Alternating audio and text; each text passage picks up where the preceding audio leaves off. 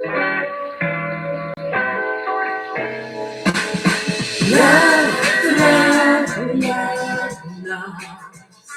rhythm, wanna talk about it.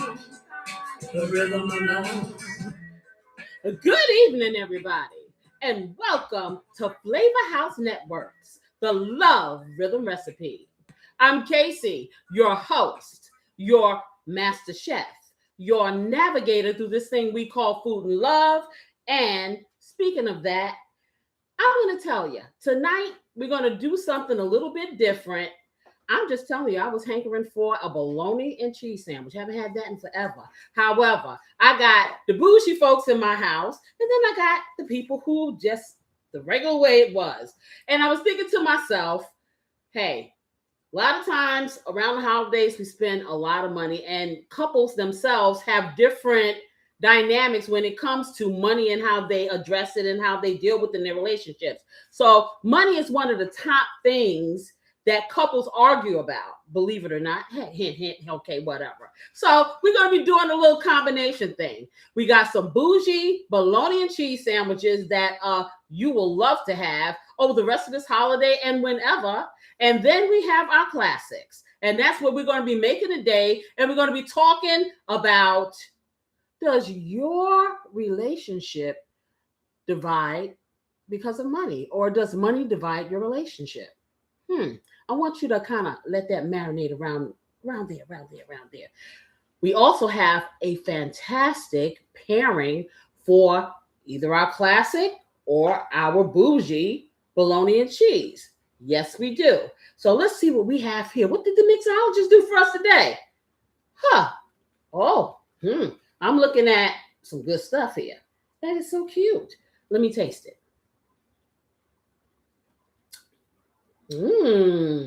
It's so light. It's so refreshing. It's so bougie. Hey. Tell me about this mixologist. What's going on with this? Well, I went for like the idea of a normal cider. We're gonna go ahead and just like add a little bit of cinnamon to some apple juice, some cinnamon sticks, and some honey. Okay. And some ginger ale. And yeah, then we went ahead and added ginger ale to it. Okay, so we have a mixture of the apple cider, some ginger ale or ginger beer. We have a cinnamon stick in here, which is really refreshing. It's almost like eating an apple pie, but better inside of here. Yes, we have honey in here. We got all kinds of stuff going on. Y'all need to do this thing. I'm telling you, it is so refreshing. And do we have something for our classic? I mean, this is bougie here. So we got something for the classic. Yeah, just some standard orange juice. Orange juice? I mean, not orange juice, apple juice. Okay, so plain old classic people, we going to have some apple juice, okay? But do this thing. Orange apple juice in a plastic cup. That's what you get. apple juice. Okay, here. This is what we get. We get some apple juice in one of these here cups. In this right here. Okay. So I don't know how many of you watch or have watched Everybody Hates Chris. Okay, you got Julius, who's very frugal, and his wife Rochelle, who's she is bougetto. That's what I call it. Okay, she really has like water money, but she doesn't want the outside world to know this, so she kind of lives way above her means, and their dynamic is really interesting. So I don't say whether one is different than the other or one is better than the other. It's all about perception. But first, I'm going to get over here. I'm going to get this bologna and stuff because I'm going to get these two sandwiches going. Get this stuff over here. We're going to talk about this a little. All right. So let me just move my table. But first, I want to give you basic ingredients. Well, the classic one is basic. The bougie people, well, I had to take it there. Okay, so let me just move this over here. That's what makes you bougie-tastic. Okay, and I'm just going to show you. So, for the bougies, I had to go and get the deli sliced bougie bologna. So, let me show you the bougie bologna. Okay. What kind of bougie bologna is that, honey? Is that beef or regular? This is beef bologna. This is 100% beef beef. bologna, but I got it from the deli, which is of course going to cost a little bit more because the bougie people, even though the bougie people could have ate some. My bologna has a first name, it's Oscar. My bologna has a second name, it's Mayer.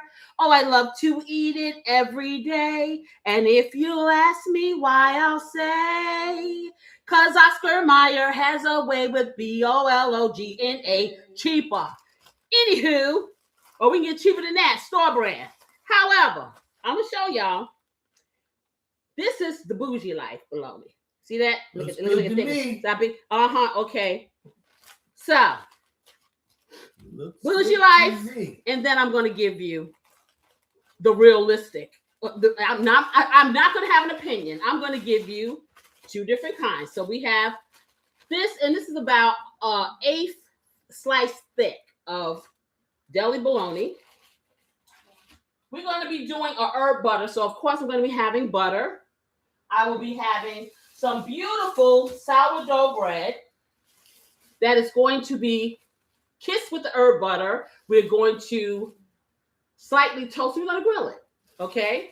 We're going to be having, with that, I'm going to make a spicy Dijon mustard spread to go on it. I'm going to have two different types of cheese. I will have, and she didn't give me my good cheese. Hold on for a second. Okay. She gave me the less expensive cheese. This is the one. Okay, so. Oh, we got bougie cheese too? Oh, well, I gotta have bougie cheese for bougie sandwiches. Oh. So we have, we have our pepper jack cheese. And I just will have pepper jack, or the bougies will have pepper jack, but we're gonna have a mixture of pepper jack and mild cheddar or medium cheddar for the bougie sandwich. We're going to have our herbettes. We're going to have some Italian seasoning. We're going to have basil and parsley. That's going to herb our butter. And for the rest of us folks, we got some good old Wonder Bread here. Wonder Bread. Yeah, that's from my childhood. Okay, and then and get everything. I had to get the rest of my stuff.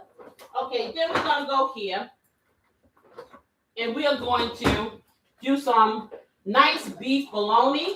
We call them bologna. That's bologna. Okay, I call it bologna, and we call it bologna. Okay, so we have our nice bologna. We ain't doing all that toasting because we ain't got all the time. Okay. Matthew Whittington said cooking and talking. Yes. That's what we do here. That's what That's we do. what we do. Okay, and then we're going to get some, and I have some cheese here, some singles. Okay, I got some singles that don't have a name, but it's cheese. It's cheese. Okay, this is a single and it's cheese. Okay, so that's going to go on our classic sandwich, and it's going to be good, guys. Watch. Okay, so that's how we're going to do that. On Pam said, I want Mantos. Also, You heard? we have mustard too. We have a special mustard. I heard Auntie Pam. Yes, Okay. I've heard all from the bougie people. So we're talking about the everyday people. So, you know, when you go to the Chinese restaurant, they give you all this lovely mustard. Half of the time we don't use it, so we save it. And so we're going to be using this on our classic sandwich because that saved us 10, 15 cents. Okay? 15 cents. Yes, 15 cents. Okay, so, all right, so we're going to put that on there. Anywho, let me get my computer over here so y'all can see what I'm doing. Let me bring this over here. If I can get a little assistance, beautiful assistance. I can, yes. And also, if you can start that butter, melting it. You know what's Be funny? nice. I already have some. Okay, well, whatever we need to do, we need to do. I don't know how much you need, but I have some ready. I need a lot. Okay, I need more than that because I have all you bougie people. Okay, so just, melt me another stick of butter. Which part do you want me to grab? Okay, so just a cord. I'm going to bring this over here, guys, so you can get closer to me. closer I get to you. Alrighty. Alright, thank you. Yep. I ain't pull it, Mama. Okay, so let me get this over here and move my cord out the way, y'all.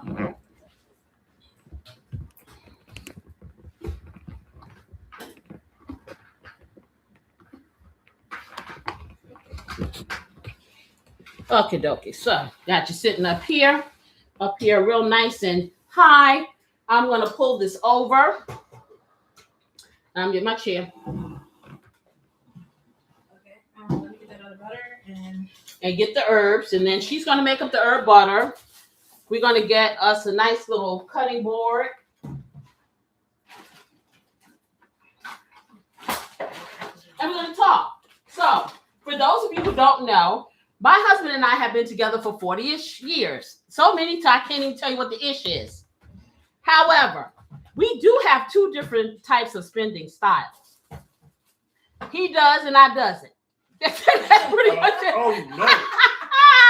alright then. Hey, I ain't mad at him, okay, because he knows how to real. But for me, it's like if it ain't necessarily so, I'm not. I really am not. I am not an impulse spender. I don't do any of that. I'm very methodical and conscious about what I do, and that's that. But for some, they may call that cheap. I'm not cheap. I'm cautious. Because you know what? I like to live to see another day. I like to live to eat another day. I love to be able to eat food and not just lick the paper or the screen. Oh, So, no, not going there. That's just me. And I'm going to tell you like this. It's not so much about... Or is it just for the butter? It's just for the butter. Okay. What I found, through talking to other people, other couples, and just, people I know and reading and things, it's a perception. It is a perception. The way that you spend, whether you're in a relationship, you're single, whatever, the way that you spend is basically the way that you were raised. So a lot of times when you haven't had a lot in your childhood, and then when you grow up and you get your own careers and stuff like that, you kind of make up for it. And then when you haven't had those issues financially when you're growing up, you kind of see it in a different light. It's not that sense of urgency. So the best thing to do is when you are in a relationship or you're embarking upon a relationship is you discuss these things. Discussing finances is very important. How you address them, how you attack them, things like that. So you don't run into serious issues down the road with bigger things and bigger buys and budgets and all that good stuff like that. Let me get my drink.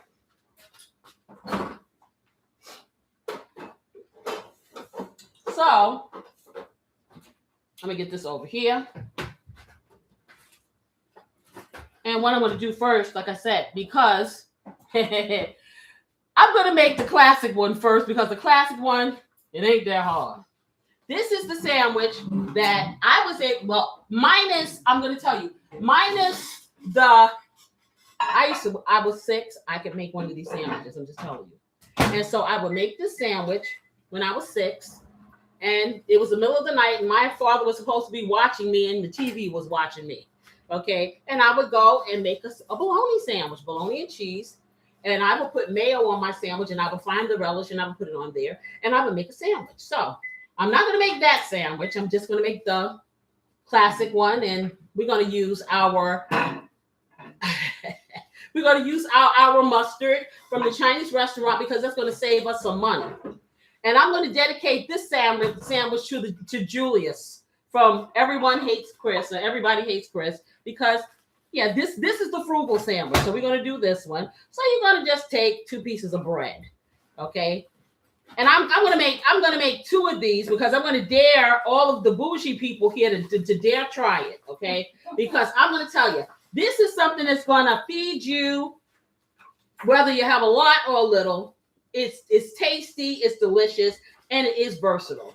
And Wonder Bread is something that I grew up with, and I just found it in the grocery stores again. This was like $2.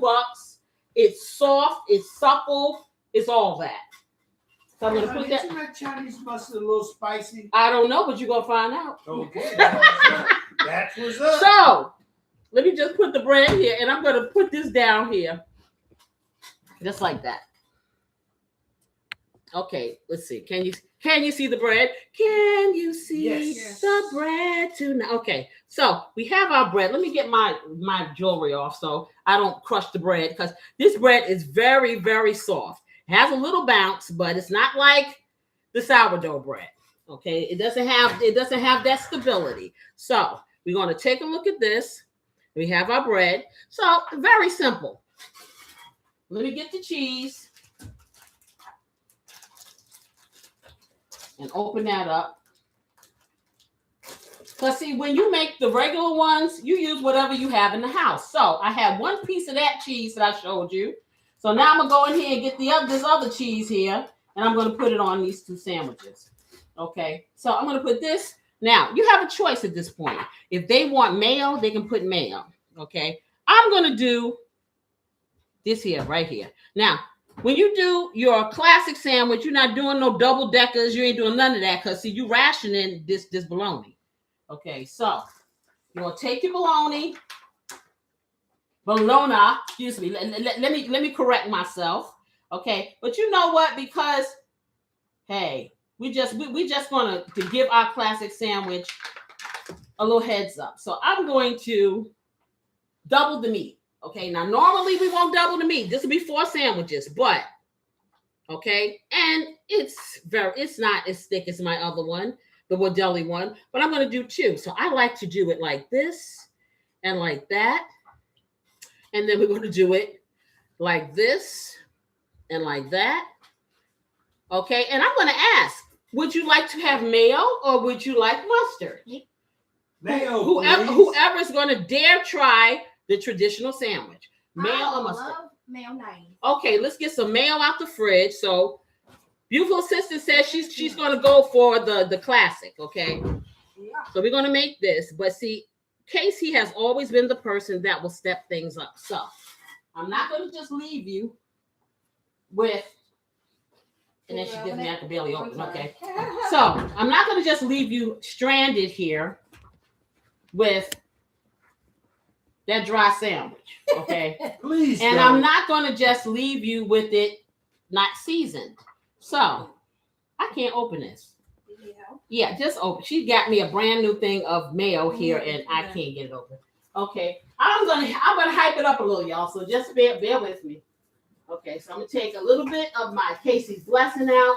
I'm gonna get a little bit. Give us fancy mayo. I'm gonna give you. I'm gonna give you the hookup here. Okay, the classic hookup. Now, see, they don't normally do this.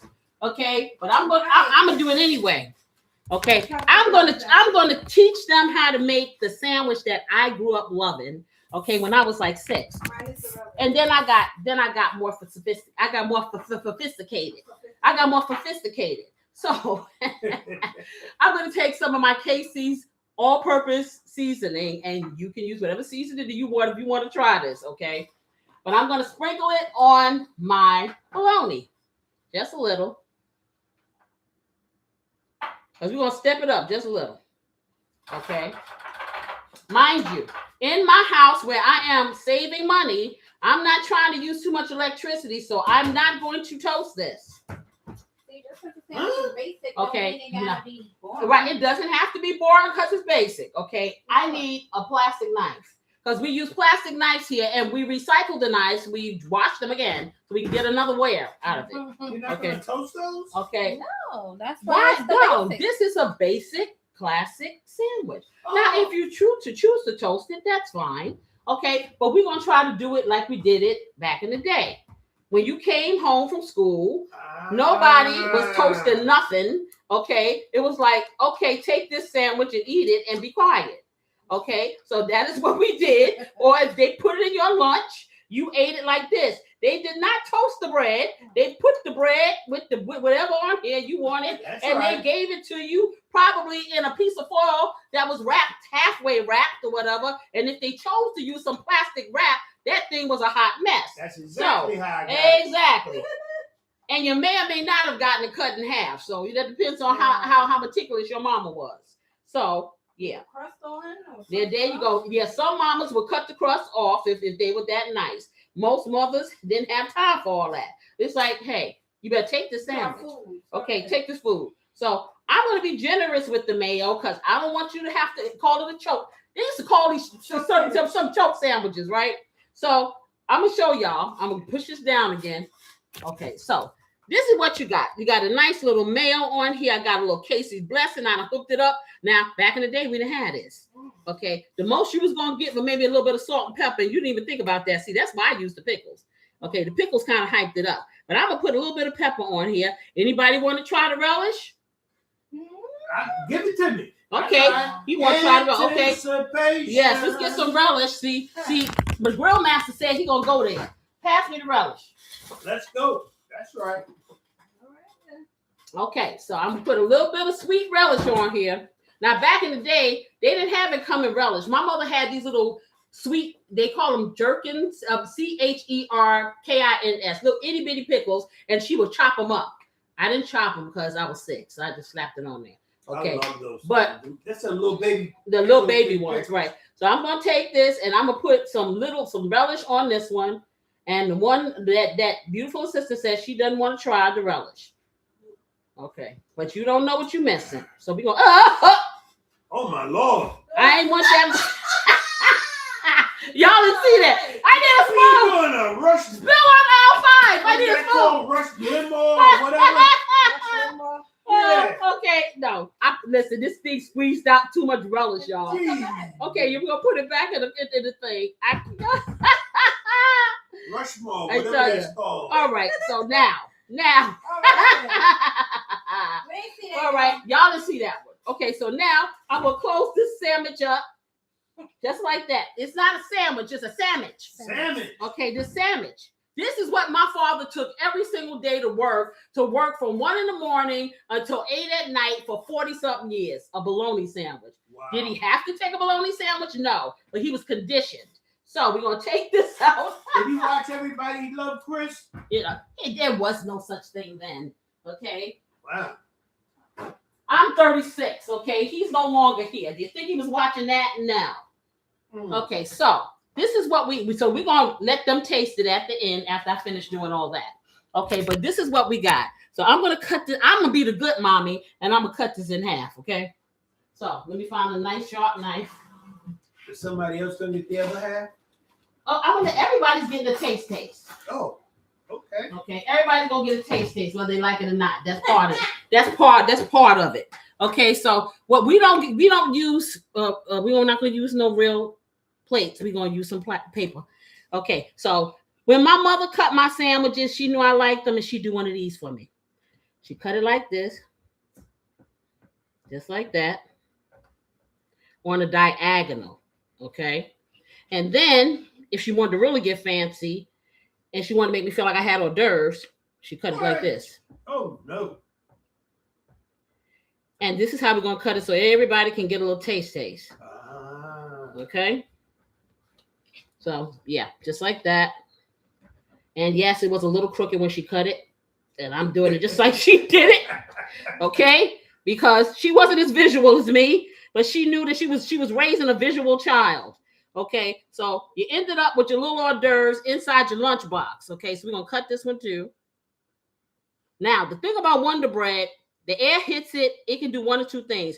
It can start getting crumbly, or if you squeeze it, if you put something that's kind of greasy on it, clump it up, and you can actually see the grease stain. Okay, so I did this in two different ways. She used to cut it either this way, or she would cut it on the diagonal. This way I thought was a little bit neater, and then sometimes she would even get fancy, and she had those fancy toothpicks, and she'll stick it in there for anyway. You know, my mother was special. Anyway. So let me get a paper plate and put that on there. And we'll have this out here. And I'm going to cover them because I don't want them to dry out before they get to taste it, okay? Because we got to make the other one. We got to have equal tasting. We get this over here. I know y'all like, what is she doing? You know, I'm proving a point here, okay? So we're going to get that on. Wait a minute. We need to get this. Let me see how we're going to get this on here. Okay, we need to get that and that, and stick this in here somewhere. We're gonna get it in. It's gonna work. We got to stick them on top of each other. That's what we're gonna do. Stick them in here, and just like that. Okay. So now I'm gonna cover them so they don't get dried out. Oh man, I thought you were going to give it to him. No, I'm not giving it to you yet. We gotta wait till we do the taste test. Okay, we gotta do taste test now. Where is the plastic wrap? Now you come over here and put that plastic wrap on here because I don't know how to do that without making a big mess. Okay. Okay, so beautiful sister's gonna put a little plastic wrap on here, and then we're gonna get our lives right with the bougie ones, and we're gonna do a little talking. So let me clean this off.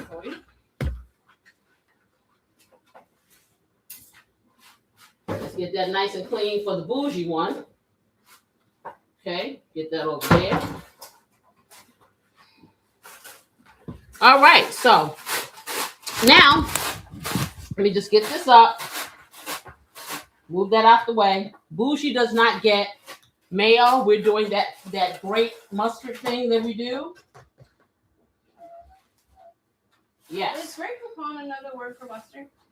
Grape poupon is a different type of mustard. It's not another. It is a name brand for a Dijon Yeah, mustard. that's the ritzy people use grape poupon. It's a Dijon mustard. Okay, so Do you have any grape poupon? well, yeah, we got some great Food Lion. That's what we got. Okay. I ain't get that bougie, y'all.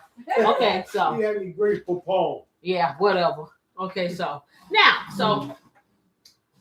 that we have that over there, and like I was saying, we're gonna do the bougie. We're gonna handle the bougie. Okay, so all right, so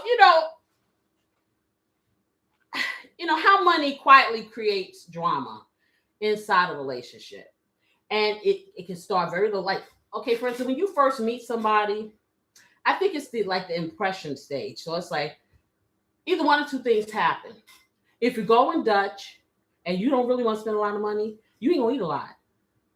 If you go out, you may pick a more frugal place to go because it'll be within your budget. Then you got old Mr. Spend a lot, okay, who wants to impress and probably won't be able to get to work the next week because they're gonna impress you.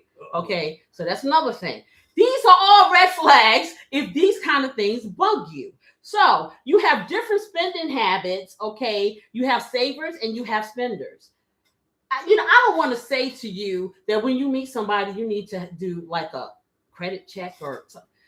Yo, you may have to, because if these things are going to be contention in your relationship, people do not change overnight. Sometimes they don't realize that it is a problem for you. It may not be a problem for them. But if you don't have these conversations and you just go along thinking it's going to take care of itself, you're probably going to have these issues.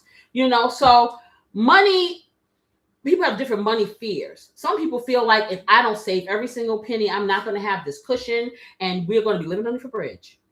And so they are extra. Then you have these people, well, money is just dead Benjamins, and we can't take it with us, and let's just spend it. And if the lights go out, oh well, we'll use candles. Is that a dynamic that is sustainable? Maybe, because the person who's very responsible may just say, hey, I love this person. I'm gonna let them be a flake. No offense. And I'm gonna let them do them, and I'm just gonna pay everything, and that's gonna be it. I'm not gonna say that that's not going to cause some type of drama down the road, because that may also cause some type of resentment, because it's going to cause anxiety for the person who is used to living their life close to the vest.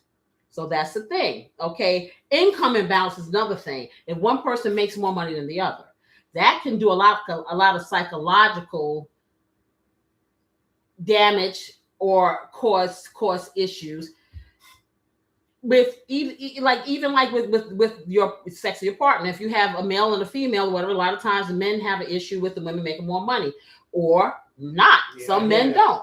You know what I'm saying? Mm-hmm. And it threatens their masculinity or whatever. But I mean, if you met her and she was an executive and you were working at Burger King, what do you think is going to happen?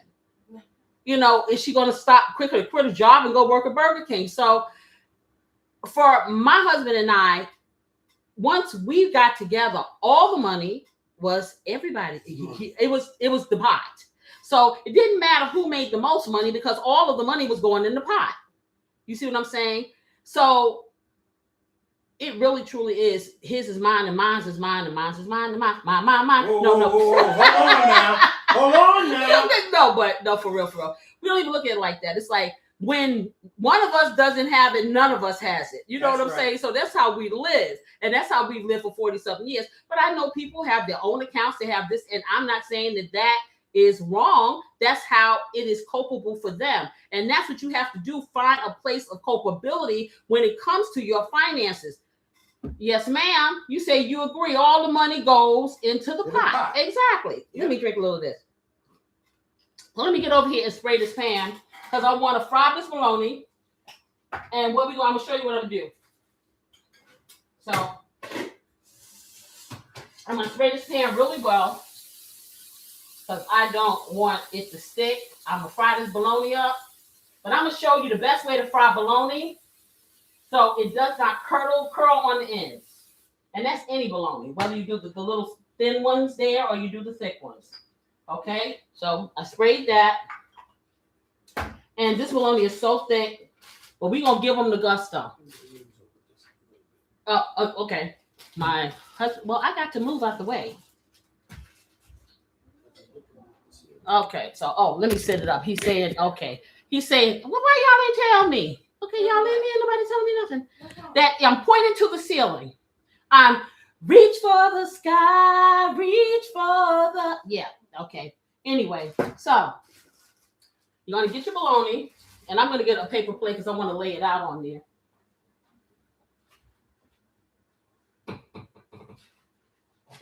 Okay, just like that. I'm going to take this bologna out, and I'm going to make it real luscious for them because even though this is nice and thick and they don't really need 2 pieces, we're going to give each person 2 pieces. Wow, that's going to be a sandwich. That's going to be a sandwich. Okay, I don't even know we need nothing because this is, this. Oh, boy, now this is what I'm saying. Look what they did. I want y'all to look at this. This what the deli did. Okay, what am I supposed to do with that? That is a mega sandwich. Okay, that's a steak. Okay, so I'm going to take that back. We're going to use 1 piece of this. Now, this is a lot. This is enough. And then I'm going to have to take this. I don't know what I'm going to do with this. I guess I'll cut it up and you can put it in some egg. My husband likes bologna. Yeah, this could be going to an omelet. Yes. Isn't this something? That's ridiculous. Okay, so anywho, let me show you guys something. Now find my knife again. I would have seen that bologna like that. I didn't even that. exactly. What? What am I supposed to do with that? So let me get a knife, and I'm going to show you guys what I'm talking about. Let me turn this on, start heating it up. I'm going to take it down to a 6 because this heats up really quickly. So I'm trying to keep it from doing that. But let me just show you. You want to just put just like that. And I'm going to show you what it looks like when I'm finished. And this prevents your bologna from curling up on the ends and allows it to stay flat. So, what's that you like? Okay, do you see what I did? If everyone can see, I put little slits in 4 places, just like that. And this will keep your bologna laying flat when it's cooking. And so I'm doing this for each one. And it doesn't have to be a big slit, just enough to keep it from curling. I never known that. No wonder mine's always rise up. Exactly. That's what you do. So let's see what we got going on here. Okay, that's getting warm enough. So I'm going to put this piece of bologna in here, this in here. I may be able to get 3 in at a time. Let me see. Because that pot is kind of big.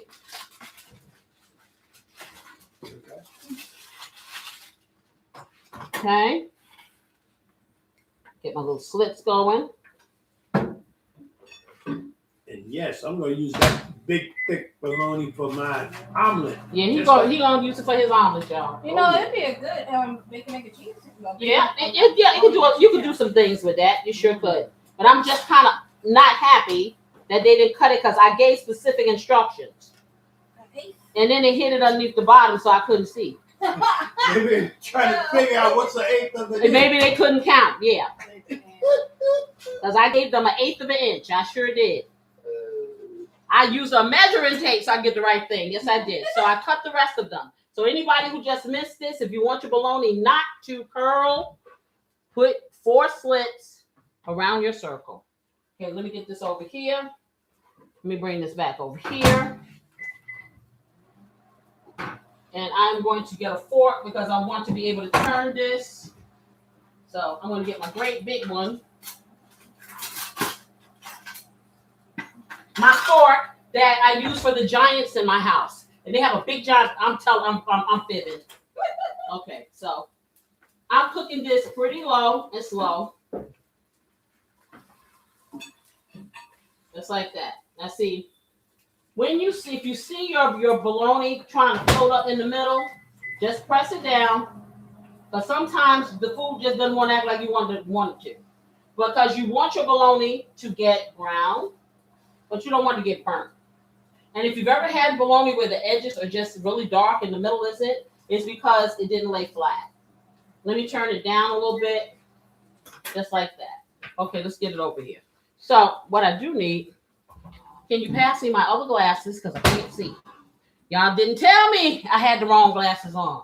Okay? Where are they? They should be right there in my purse. Okay. Yeah. I thought I moved them. And my eyeglass case. There you go. All right, and I'll need an eyeglass cleaner because guess what? Can't see. See, these are the ones to look cute. These are the ones to see. Hold on, it goes cute. Okay, so, but these are the ones to match. Okay, put it that way. Okay, so let's clean that while we do this. Make sure that's nice and flat. So, getting back to what I was saying about couples and money. So, what I found, like I said, different kind of spending styles. One doesn't have to be worse than the other, but I'm gonna tell you, anything that puts your relationship or you financially in peril, then you probably want to look at that and reset. And that can be spending too much or spending too little. You need to know what to spend things on. You have needs and you have wants. Okay, do not let your wants supersede your needs, and then you'll have a happy medium, whatever that is for you as a couple. But again, communication. You have to talk about these things. You can't go off just spending and not knowing what is really happening in your home or your finances. That's right. Because that is going to cause a problem. And I don't care what anybody says. It's the truth. Okay, so let me check it. See what we got going on here. Yeah, that can cause some big issues. Yeah, it can cause a big issue, really big issues. And all it takes is a talk. You know, but sometimes people don't want to hear the word no. And that's the thing. You know, if you grew up in your life and you always had to hear, can't do this, can't have that, you know what I'm saying? And then you get in a relationship and you're hearing the same thing again, it can bring back that old trauma. You know, and so you want, okay, perfect example is when you get a partner that, like say, hey, maybe they didn't have a whole lot of toys in their life. And so they're getting all these electronics and video games and all. Okay, you're 75. You don't need PlayStation. You know, all those things like that, you know, and you're getting all these things and you don't even have children. And you're just trying to relive your childhood and give you all the things that you didn't have. I don't have anything against you enjoying whatever you enjoy. However, pay your bill first. You can't go get your PlayStation. You may have to get your PlayStation, what they call it on the firm, or whatever it is. Right. But it's about prioritizing. So, and that's something that, again, you have to discuss. Sometimes you can't get immediate gratification. Sometimes you need to wait a little. You can still get what you want, but you have to wait a little. And maybe you don't have to wait a little, but you need to discuss it with your partner. When you do not, and I'm going to tell you, when you leave your partner out and you don't discuss the finances, it's a sign of disrespect. And that's what the person feels. I don't even know if it's so much about the money.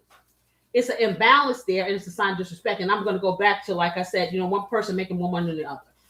You know, traditionally, the male would make more money. They would be the breadwinner, whatever. These times are different. You have two people working to sustain a household, whether they're, whatever the dynamic is, male or female, whatever, but you have two people in that relationship doing that. And so you have to look at the big picture. If one person makes less than the other, then hey, they may pay the smaller bills and the other one pays the bigger bills. Or you may split it down, and when the money ends, then there's not that equilibrium. But you look at what each person can contribute.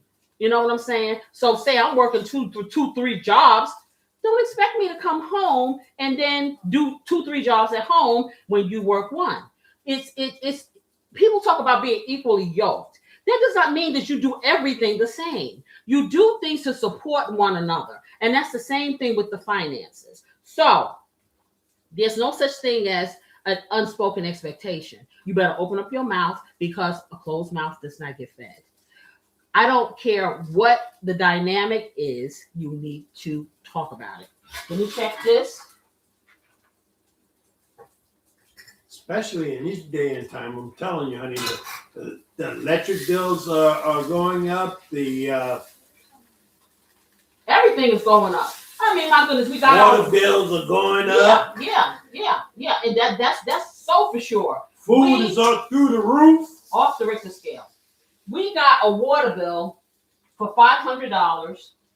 And so my husband is like, oh my goodness, you guys are going to have to take 10-minute showers. Well, we got the bill back, and so I read the breakdown of the bill. It wasn't the fact that we were overdoing it. The fact was the sewer charge was more than what my bill was for 3 months. That was $300. Now, I don't know what kind of sewer they got that costing me that every single month, whether I turn on the water or not. But I'm just saying, these are the things that you have to look at when you're in a relationship. Even when you're not, you really have to be mindful, or you're going to put yourself in peril. So, like I said, when money becomes emotional and not logical, I'm going to take this out and put the other ones in. Let me get another plate. Now you're saying to me, okay, you're going to grill these. Why are you frying it? Because if you don't fry it, your meat is still just going to be heated. It's not going to get that little smoky, mountain, yummy flavor. That was good. Okay. So now I have a bunch of starfish, because when you do that, it flattens it out. Okay, let me get the other 2 in here. Just like that. Okay. And then I'll show you. Almost dropped it. Because like I said, you're not trying to char it. You want your bologna to end up looking just like this. So you see you have little starfish now, and they're ready, and they're good. So they're going to go on your bread. You put this to the side, get the other ones ready, and then we can build the sandwiches. And then beautiful sister can wash the pot for me, and I can start putting some sandwiches in there. Okay. So like I was saying,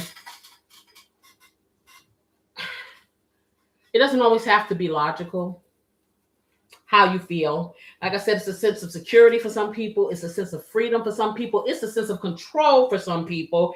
Love and self-worth. A lot of people equate who they are as a person by how much money they have. A lot of people feel more in control when they have the more money, or they can control the finances. I know people where you were saying, Bonnie? No, I'm saying, yep, that is true. A lot of people equate who they are by how much money and what status and what level they are in. Okay, that doesn't make you anything as a person, because at the end of the day, when you go back to being an eggman's best egg, don't nobody care how much money you have. Don't nobody care any of that. Okay, you want to remember what your quality of life was, and money don't buy happiness. Money just buys real estate, and that's the truth. It really doesn't. You can be as comfortable as you want to be physically, but emotionally, you're a hot mess. And so when you have people whose emotions are attached to how much they make or what they have, and then you have someone who is pretty much like, okay, I'd rather have hard times with you than, good times with someone else. I'll see you in the tundra and I'll see you in the cream and glory, and I'll be just as happy because I'm with you and I love you, but you have people and partners where your love is equated by how much we have. And I'm only happy if we have this amount of stuff. And if we don't have this amount of stuff, then I'm depressed and I'm not happy with you. I'm not happy with the world. I don't know how sustainable a relationship like that will be, because that's going to be a constant battle all the time, because life is nothing but peaks and valleys. In your relationship, you're going to have peaks and valleys. You're going to have those good times. You're going to have those equitable times. You're going to have those times where it's like, okay, what flavor ice do you want to eat? That's a normal life of people who are not very, very affluent. Okay. And the vast majority of us are paycheck to paycheck. So that's the life that we really live. Let me check this. Let's flip you over. Because see, the second go round, you have to really watch, because now your pot is really hot, and you don't want to burn a biscuit. You see, like this one here, I should have cut it a little bit more. So it's doing that thing my husband was talking about, trying to puff up in the middle. Right, because this side right here I didn't cut all the way. But not to worry, because I'm going to cut it right here with this fork. And I'm going to flatten it down, and it's going to do what I wanted to do. That's what's going to happen. Okay, and we're almost ready. It doesn't take a long time once your pan is hot. See, this is already done. Let me get this one over here. And if you sister, if you be so kind to wash this for me so I can make 2 sandwiches at a time. Yeah. Okay, and I'm going to put this in here. Oh, see, this one here really did it. It looks kind of ugly because I didn't cut it with the knife. It looks more like, this looks like Patrick. This don't look like SpongeBob. This looks like Patrick. Okay, but this is brown like I want it to be. Okay, let's get this over here. And this is what you want. Now, see, I'm going to tell you, if you can get it to look like this, that right there, that is the ticket. That's the ticket right there. So what I'm going to do now, while it's hot, I'm going to take my Casey's Blessing and I'm going to put it on there because it's really going to solidify from the oil out of the beef. I'm going to get a piece of foil and I'm going to lay them out. My nose is just running. And I'm going to season it because it's going to taste really good like this. And like I said, you can use whatever all-purpose seasoning you have available. That is until I get this out in the middle of January. That's my hope, that I can get Casey's Blessing out in the middle of January. And then you can get some of this good stuff. Okay, so let me take these out. Just going to lay them here. And I'm going to season them. And then I'm going to put them back on this little plate here. And I'm going to cover it up with a piece of foil to kind of keep them a little warm until I can build it. Okay, so I'm just going to put a little on one side, just like that. And yes, I always tell you to season on both sides, but you really don't have to for this. This you don't have to, because I'm building my flavors from the bottom up. So just like that. Yeah, I'm putting it on both sides because then, that's just me. Let me flip it. Flip it good. And I'm not going to sing that song because I was singing Beat It. They said I was singing Beat It. I was not singing Beat It. So what is the music to flip it? I don't know, but I know what music to beat it is. No, it's whip it. It's not flip it. It's whip it. It's whip it good. Yeah. Okay, so let me get this back over here on the plate. Let me get a little bit of this oil out of here because this is kind of fatty. To be that bougie. Extra mush. I got a lot of juice to it. Yeah, it's kind of, juice. Well, it may be partially because of the cooking spray too. So, okay, I'm gonna put a piece of foil on here.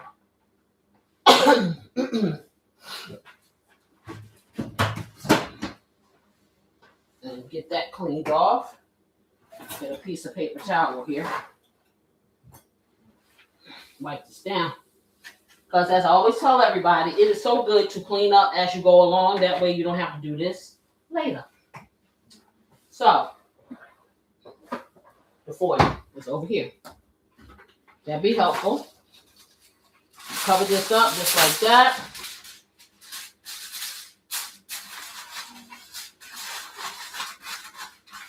Okay, got that over here. I'll get this over here so I don't have things all over the place. And let me spray my counter so I can clean the grease off of here. All right, so now we get this in the trash. And I'm going to move some of this stuff off of this table so I'll have some wiggle room to do what I need to do.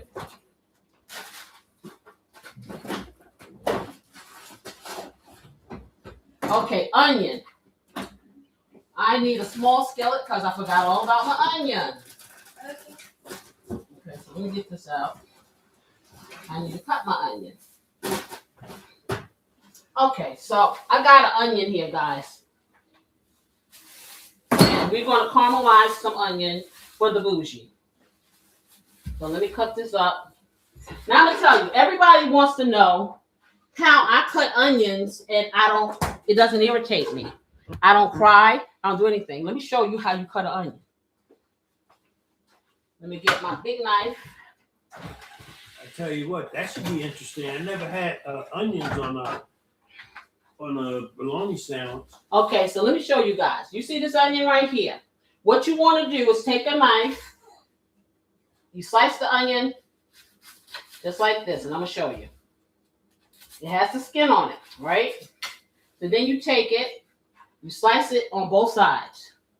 Then you take it and you just run the knife right across there. Once you run the knife across there, you want to peel back the first layer of the onion.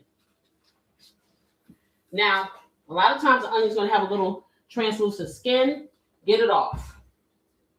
Okay, you're going to do that. And now you're feeling all of the onion juice. This is the stuff that makes you cry. So you get all of that translucent skin off, and right away go to the water, turn the cold water on. And you take your onion and you rinse all of that onion acidity off of the onion. Make sure it has no wetness on it other than the water. Okay, once you do that, take your onion, shake it off, get your paper towel. Take your onion, put your onion in your paper towel, dry your onion completely. Now you can cut it. You see what it is? Mascara still in place? Yeah. That's what you do. So if you ever want to know why I don't cry when I do onions, this is why. Let me get this in the garbage. Do I have a small skillet over there that I can caramelize these? Oh, you did? Okay. Yeah. I may need something bigger than that. Okay.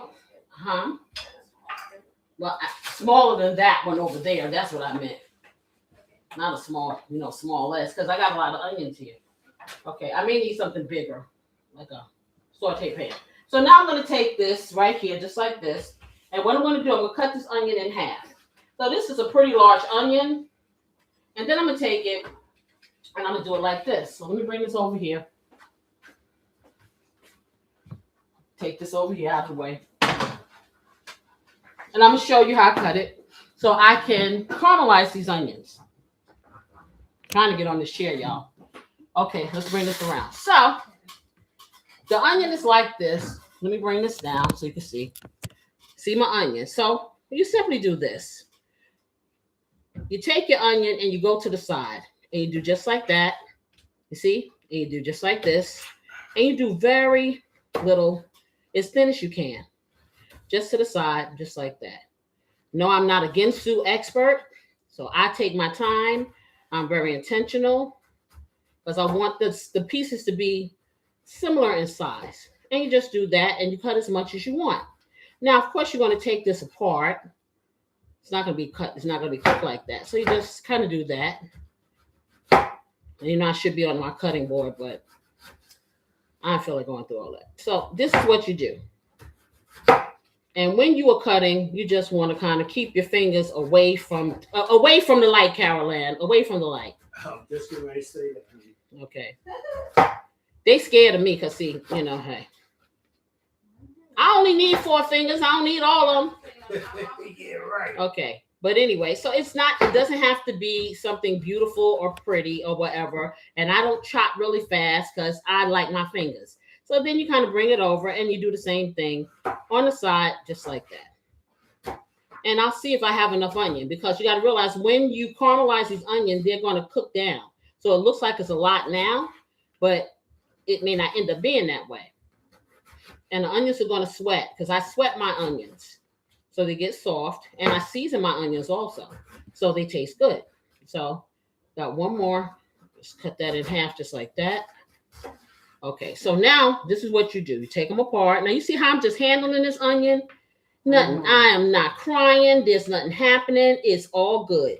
You just kind of take it apart just like that. It ain't hard. It ain't hard at all. And you take it all apart just like that. But always remember, after you finish handling these onions, what do you want to do? Go wash the acid off your hands. You don't want to put your hands up to your face, because then you will be more than crying. You will have been, what do you call it, tear gassed. Okay, yes. But do you use the whole onion? I probably will use most of it because it's a lot of us. I want to have a nice amount of caramelized onions on there.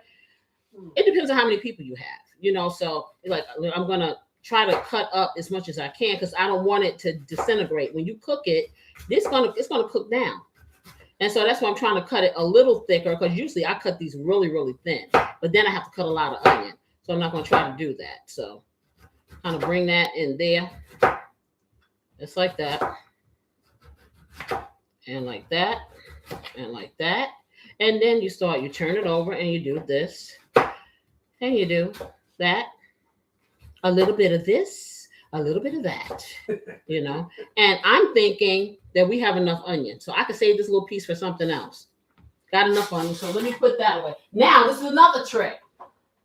If you want to save your onion and you don't want your refrigerator to smell, but you don't want your onion to start to deteriorate, this is what you do. Have your handy dandy plastic bags. You take one. You put a little hole, just like there. Now you take this piece of onion, you put the onion in here. Now, why did I aerate it? Because then the oxygenation the air can get out, so it doesn't go bad quickly. Because I'm gonna use this soon. I'm gonna try to take as much of the air out of this as I can. So I do this before I close it. Close it, close it, close it, just like that. Fold it over. Take the second bag. Do not put a hole in the second bag. The reason why is you don't want the smell in your refrigerator. If you double bag it and do this, you will not smell anything. And it'll last a little longer. And it will last a little longer, because the air is what deteriorates anything. Okay. And this probably will be used tomorrow morning. So right now, no smell. See, you're gonna see. Listen, some of that. My husband tell you it does not smell. Let's see. Nope. You smell nothing. Okay. Nothing. Now I can stick this safely back in my vegetable bin, and it's not gonna turn my refrigerator into an onion pit. Just a little tip, y'all. So that's how you can have a mate that spends a lot, because then you have me, who knows how to cut corners, and everybody's happy. Okay. Because ultimately you want your mate to be happy, but your mate has to make you happy too. So we're going to take all of these apart, just like that. And then I'm going to get them over here and saute them. I'm going to season them first, though. And you know what I'm going to season them with? Y'all all know, right? Say it. Casey's blessing. That's right. So that's what I'm going to do. We get all of these apart. Some of them don't want to capitulate, so they won't go into the pot. Because if you don't want to look like your brothers, you don't get to go in. How about that? Okay, so let me see. Who's boss, baby? I'm gonna show them who's the boss. Yes. Let me put this in here. And toss that. Okay, and get a little bit. I'm gonna get a little bit of oil, just a little. You can use a little butter if you want, but I'm not gonna do that because hey, I need my butter for the other stuff. Okay, so I'm gonna take this. I'm gonna spray my pan. Okay, just like that. Start heating it up. Okay, I can heat this up on a higher heat because this pan doesn't heat up as quickly. It's not that stainless steel stuff. And then I'm going to put a tablespoonful of oil. Maybe, yeah, just a little. Not even half a tablespoonful of oil in here. I am going to wipe this counter off yet again because it got a little bit of oil on it from the bottom of the sink. And then what I'm going to do, I'm going to season these with some Casey's Blessing and some pepper. Okay. Just like that. All right, a little bit of pepper.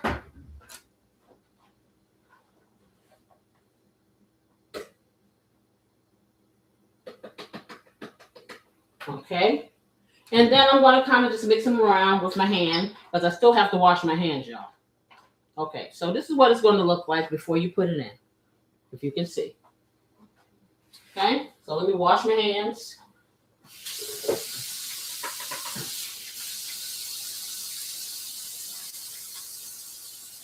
And wash one of these little knives out because I'm going to need that to spread my butter.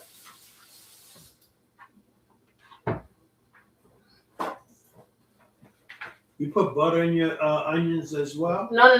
I'm getting ready to put the sandwiches together, so I have to spread the herb butter on the bread.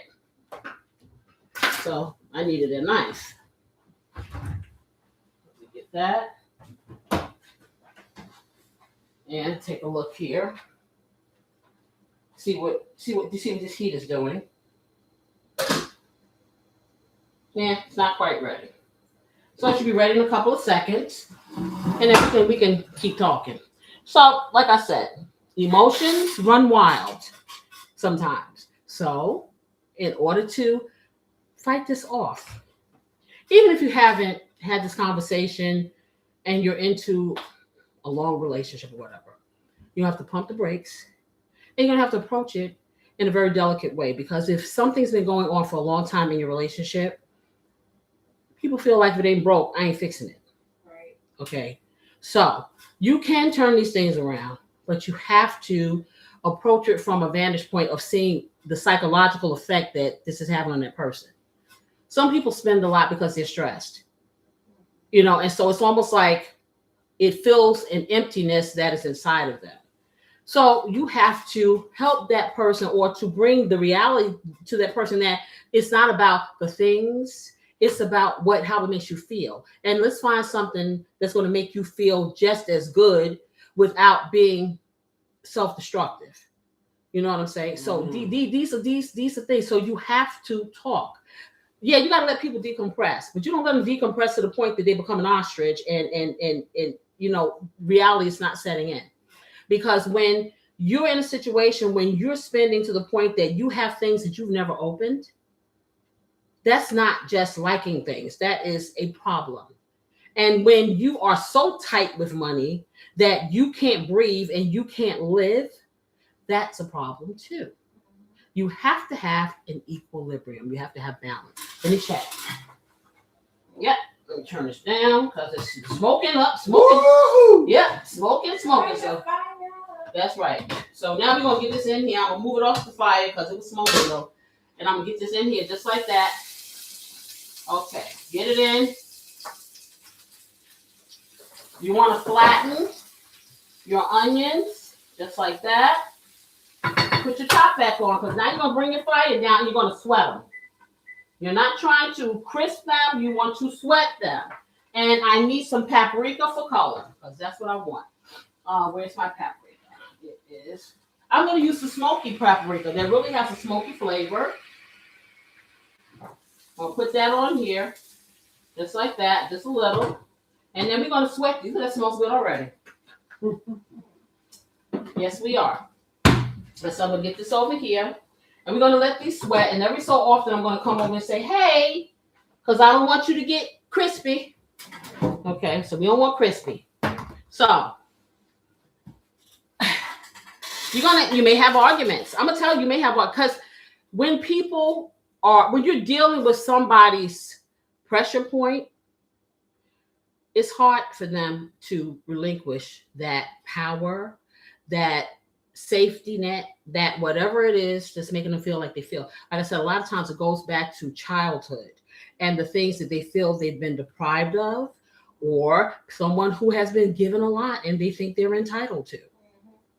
But their life then is not their life now, okay, unless they inherited a whole bunch, and then they can live that life, and then nobody has a problem, okay? But if you're just a regular person and that was your parents' wealth and not yours, you can't be living that life. You have to attain that life. You work towards that life. You save towards that life. You build that life with your partner, but you don't take advantage of the life you are in and sabotage your relationship. You have to understand where you are and meet yourself where you need to be. Let me drink this. I'm thirsty. So, these are life lessons. I'm telling you. No one wants to deprive anybody from happiness, but your joy should not be attached to your monetary status. Because these things can change. We see this in this society. People have had jobs for 20 years and now they are no longer working. They're in a position where there's not a job out there. They have acquired a certain lifestyle. If their life, their whole life and everything in it is attached to that lifestyle and they no longer have it, then they feel they no longer have life. And I'm here to tell you, as someone who has seen the very bottom, I've seen the middle, I've almost hit the top. I'm still trying to climb. Okay.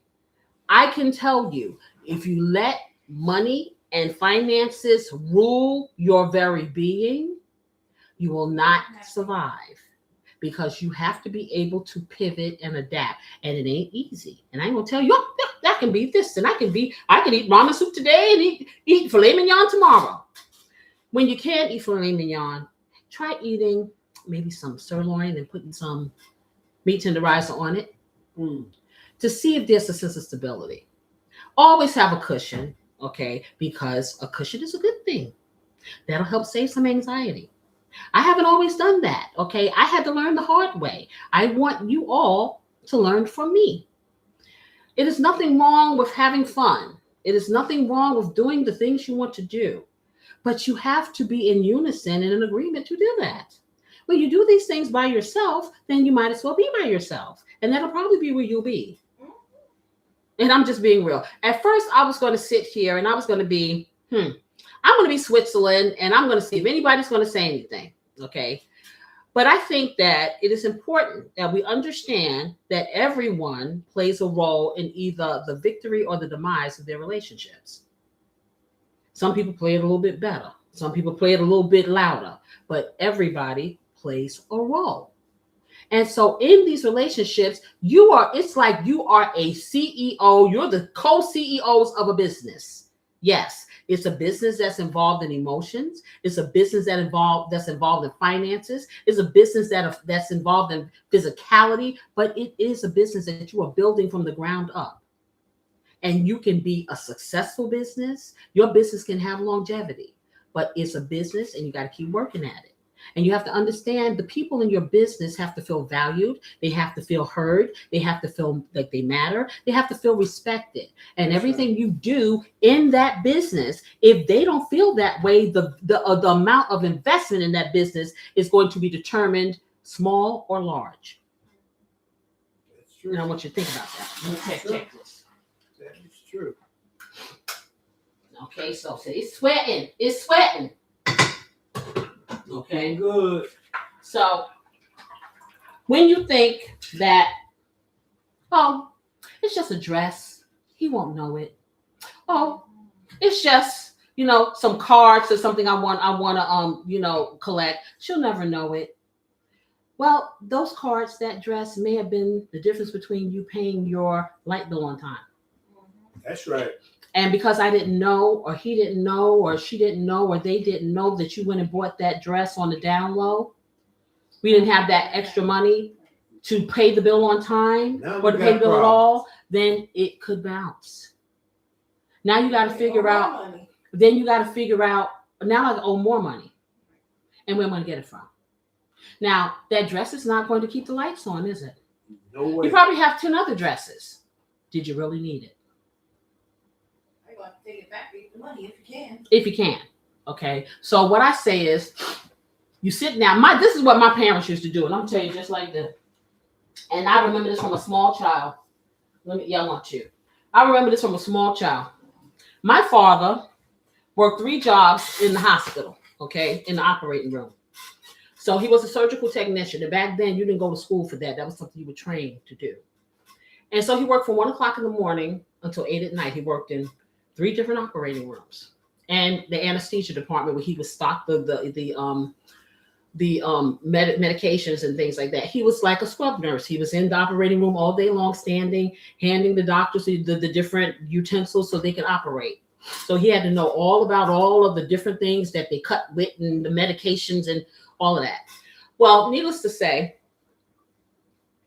he did very well because back in the day, $1 was like $5, $10. And my father, after taxes, would bring home and he would sit on he would get his paycheck on Friday. And Saturday morning, I never forget, he would sit there. And my father had $400. And that was back in the 70s or whatever. As far as I remember. That was a lot of money. That was a lot of money. Look it up online and see what was the value of $1, probably in 1973 or 2 or 1 or 69 or whatever, because he did. I remember that amount. And he would sit down at that table, and my mother and he would sit, and this is for the rent, this is for this is for that, this is for this. Here's $100 for food. $100 for food back then, honey. You open up my refrigerator and everything you wanted in life came out of it. Every devil dog, everything. There was food for days. Okay, that was a lot of money, and my father did that every week. Okay, because my father came from a background where he didn't have, where he couldn't eat, where there were many nights that he didn't have decent shoes to put on, things like that. So it was his mission. His love language was that of providing, and that he did very well. However, they used to sit and they would a lot of people would say their parents would put money in like envelopes or whatever, for this, that, and that. They didn't do that, but my father had a 900 credit score his whole life. Okay, that's how financially sound and smart that he was. He did have his toys because my father loved cars. So he had a brand new Cadillac or whatever the car was or whatever. Okay, his kids never went hungry. His kids never saw a day that they didn't have whatever they needed and more. Okay, my father bought me a piano. Okay, that thing must have cost him $3,000 back then because his daughter wanted to play the piano. He worked overtime and bought me a piano. Okay, yeah. He bought me a guitar. He had me guitar lessons. My parents did all of these things, and they never complained, and they never sat down, and they never talked about, oh, you can't have it, and this, that, and the other. We didn't ask for a whole lot of stuff. We didn't have to because our needs were always met, regardless of whether, in fact, they had to work 15 jobs and whatever they did, it never affected us. Okay, because when you bring kids on this earth, it's not their duty to serve you. It's your duty to serve them. They didn't ask to come here. So that's the kind of life that I grew up in. And that is what I tried to give my children because I made the choice to have them. Okay, I digress. However, what I'm saying is they had a system and they worked together as far as that money and what went into the household was concerned and what the priorities were. And they still had a good life and they still enjoyed things and they had entertained and they went places and, as far as my father could go with them, that many jobs.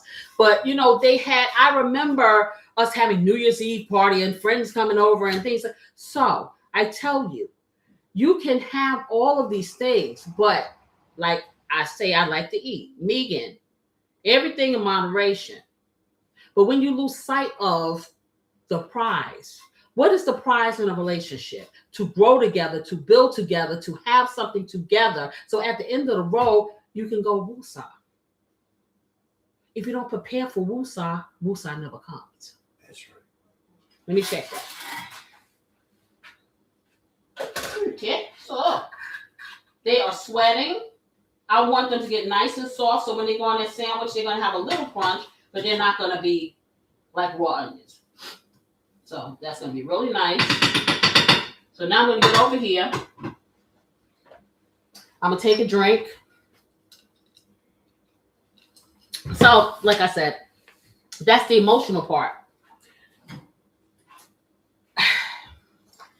I know that sometimes you get this silent treatment. I don't know if an argument is better than silence. Silence is even worse, because silence, you don't know what that person is thinking. You don't know whether they're about to dip. You don't know whether they're about to give you that final good night. You don't know what they're going to do. Wow. I'd rather you talk to me, whether it is something I don't want to hear, so I know where I stand. Okay? Being passive aggressive and that silent treatment, that's another showstopper for an end of a relationship. You keep doing that mess. Okay? You can't stand in the corner, pout. I'm going to stand here and I'm going to silence it out, and they're going to figure out that I'm not happy. I need them pair of shoes. I want to go to that game. I'm going to spend $10,000 on that concert. We'll pay it later. Okay? No. If it's not working for the two of you, if the both of you want to be flighty, that's fine. If the both of you want to be tight, that's fine. Then you're living that life together.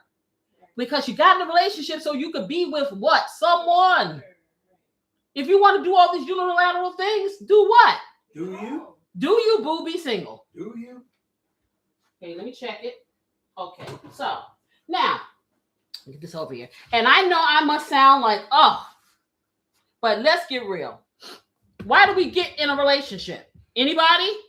Anybody out there? Drop it in the comments. Why are you in a relationship? Why do you want to get into one? If you're not into one and you just want to be with yourself, you know you. Okay? Because if you are that person that I'm not bending, I'm not flexible, I'm gonna do me the way I want to do me, be with me. And that's okay. Don't waste your time. Because that's your best friend. If you don't know you, you can't share you. That's right. You can't. And you can tell yourself anything you want, and you can go and look at any psychiatric paper or anything you want to do. But the bottom line is this. If I don't know what I want for dinner, how do I expect the other person to tell me? If I don't know what my life should be like, is it the responsibility of my mate to direct me? I need to get somewhere and get a reality check on myself. So I applaud anyone out there who says, I'm just going to do me. And if I decide that I want to share me, I'm going to come fully loaded. That's right. And bring something good to that table. Because let me tell you, broken wings don't fly. They really don't. That's for sure. And we have a lot of broken wings, and that's why we have a lot of broken relationships. Okay. I was lucky enough to have some breaks, and I've still got breaks. Okay. But to be enlightened enough to learn how to navigate through them, which is why I'm here. Because like I said, my mother died when I was very young. Okay. I didn't have that coaching or someone to tell me how to guide myself through a 40-something year relationship. You know what I'm saying? That we have had peaks, we have had valleys, we will continue to have those. That we awaken and the love is still there. You know what I'm saying? But you done been through pits and you got battle scars and you got all that. But you did it and you were intentional and you decided to do it together. Okay. You don't go into a relationship with an escape clause. You have to be willing to weather the storm. And if you understand that that's not the storm that you want to go through, then you need to be smart enough to step off and step into the sunshine for your life. It's very important. And money, I'm talking money, but money to some people, money, status, who you think you are in this world is so important to a lot of people. When you get to the point like I am at this point at 36, I care about opinions, but to a certain level. It's like down here. When I can look myself in the mirror and I like what I see, and I can really look myself in the mirror, then I have arrived at a place where I'm Teflon. Nothing can touch me. And I want everybody to get to that place. If everyone can get to that place, this would be a happier world. Because we wouldn't be so busy trying to please other people, be like other people. You know what I'm saying? You just want to be you. There'll be no envy. There'll be nothing because you will be enough. That's right. Okay? And when you become enough, how much money you make, what your title is at work, it's irrelevant. The people around you, because when it's all said and done, I don't know what's going to happen after I'm no longer here and I'm an eggless best egg. I hope somebody fries me with something good. It's like some good old bacon grease. Yeah, right. But anyway, I don't know. I know this life. And while I'm here in this life, I want to navigate it to its fullest. Young people, I am talking directly to you if you are listening to this. Every day you on this world, do not waste it because it is but a flash. I am 63 years old. I don't remember it all. It was like my mind has not caught up with my age. And my mind says, you're going forever. But hey, you know the reality is what it is. When you're young, you don't think about when you're not. And I don't say obsess, but I say live your life. Do what you need to do. How you do it with honor, do it with integrity, but do it. It's so important. Don't place your life on a dollar sign. Be happy. If you want a relationship, share your life with that person. Because if you do it the right way, you will not regret it. Let me take the bread out. Let me check my... Okay, yes, they're right where we need to be. Okay, so I'm going to show y'all this. Because see, this is what it looks like when you sweat onions. Okay, you see this? No crispy critters. Nice and soft. Let me take this. Nice and soft. Seasoned. This is going to be wonderful. So let me take this off of here. Put it to the side. And now I'm going to build my sandwiches. And we're going to get them grilled, okay? So let me just get this out because I think that this is like a puzzle here. This bread and this thing. Trying not to rip up all the paper. Oh. Okay, let's see if I can do it. I can never do it because it opens on the side. So let's see. And they do this, I guess, to keep it fresh. But you know what? Later for this, I'm about to rip this stuff open. Okay, is so it the reason why you use the sourdough bread? The sourdough bread. If you look at this bread. It holds up. So as I'm spreading stuff, it doesn't come. Yes, ma'am. Teresa, Teresa left a couple messages saying, I'm doing me and I'm okay. I'm enough. That's right. Okay. And that's what I'm trying to say. Okay, so we have 1, 2. Okay, we got 5 of these. And that's about you look at it. 5 of these 5 sandwiches. The whole loaf. Wow. I won't tell y'all how much I had to spend on this. You know we ain't gonna have groceries for the rest of the week. I'm gonna be like Julius. This little crumb right here is 16 cents worth of. I'm not gonna do that. Don't throw the crust away. That's 16 cents worth of crust. All right, so I got all these. I'm gonna build one of them in front of you. And then I'll get the rest going. So you got the 2 here. And so what I do is, with the bougies, let me move this over here. I'm going to bring it down again. See these 2 right here? I can't see. So, okay. So we're going to take them like this. And so what she did, okay, let's tell them what's in the herb butter. Okay. So what's in the herb butter, beautiful assistant? There's some garlic, like a squeezable minced garlic. We have a butter, obviously, some Casey's blessing.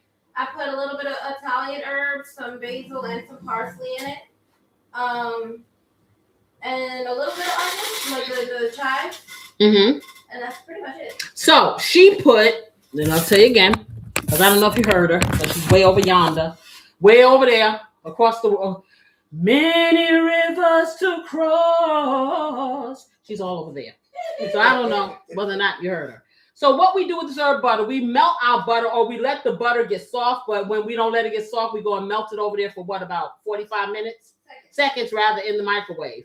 And so it becomes creamy. So then she takes it and she puts some fresh herbs. So I put some basil. We'll put some Italian herbs. She put some squeezable garlic in here. She put a little bit of, you say onion? Yes, chives. She put some chives in here this time. We don't always do this. Sometimes we'll put the onion powder. Did you put Casey's blessing? Yep. She put Casey's blessing in here. What else did you do? You said? That's pretty much it. And that's it. So you can season this up with whatever you want, but the main thing is to get the herbs in here because that the herbs and the garlic is going to be the ticket. And so you kind of stir it up. So what you're going to do now, I'm going to take this and I'm going to, on the inside of my bread, I'm going to do a little smear of this herb butter, just like that. Just a little. Okay. And then I'm going to do another smear on the other bread, just like that. On the inside, where the meat is going to be. Where's the meat? In here. Okay. But that's not all. So now I have, and I'm going to let you see, this is going to be the inside of the bread. And this is why I use sourdough, because it can stand up to all of the punishment I'm about to put it through. So now you take that. And so I'm going to have two different types of cheese on here. So I got this medium cheddar cheese because I don't like really, really sharp cheese. And I'm going to take one piece of medium cheddar cheese and I'm going to put on this side. And then I'm going to take my fancy expensive Tillamook cheese, which is delicious, but it's a little bit more expensive because this is the Bougie sandwich. You notice the other sandwich got regular cheese. Okay, so I'm going to take one of these little slices. And you can use whatever cheese you want, whatever is bougie enough for you.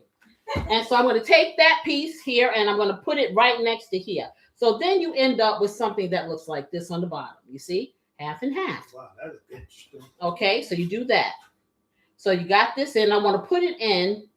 I don't want too much hanging off the sides because when I heat it up, I don't mind a pull, but I don't want to be losing my cheese. So now I go, and what do you think I'm going to do? I am going to go over here and get this luscious bologna. I'm going to take it. And I'm going to put my first little piece on here.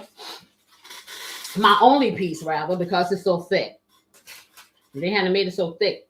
Okay, so I got a nice little piece here. I'm going to take this piece of bologna. I'm going to put it on top. Now, this bologna is big, and it will take up this whole bread. Another reason why I got this sourdough, because it's big. Okay, so I'm going to put that here. So now I'm not done.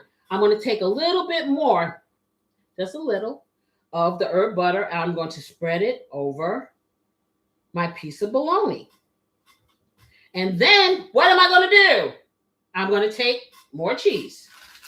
And I'm going to take one piece of this.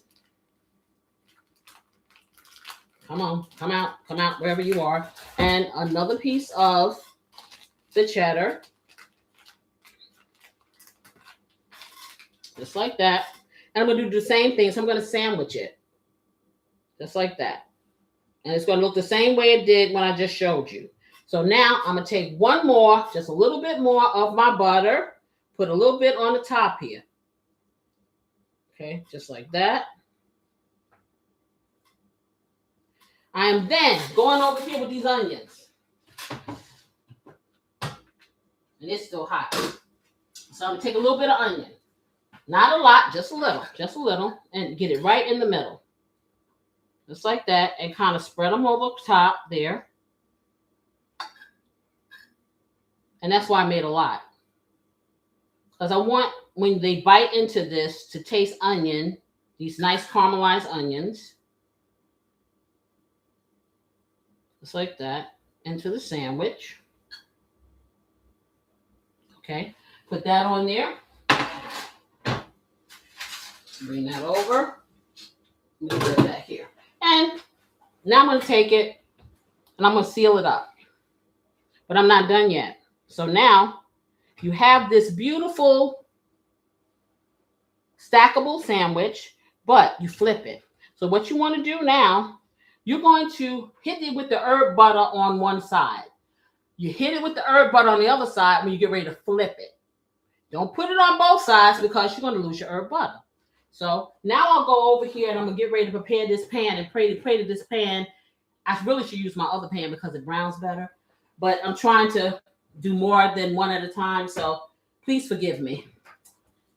We're going to see what's going to happen with this. It may not be pretty, y'all.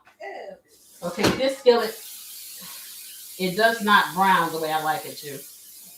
And like I said, if I wanted to take more time, I would do one at a time in my good skillet like I like.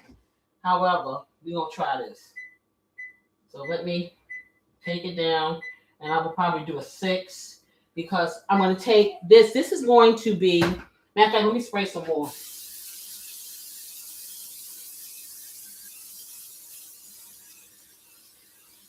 Yeah, I know it's excessive, but I'm using butter. I'm using butter. I don't want it to burn. Okay, so now I'm going to take this and I'm going to slather the herb butter on this bread. And I'm going to pray that it browns evenly because that pan is questionable. So for this, it's good for what it does. But for this, for a visual person like me, for this, it may not do what I want it to do. So we'll see. Okay, so what you end up having, guys, is this.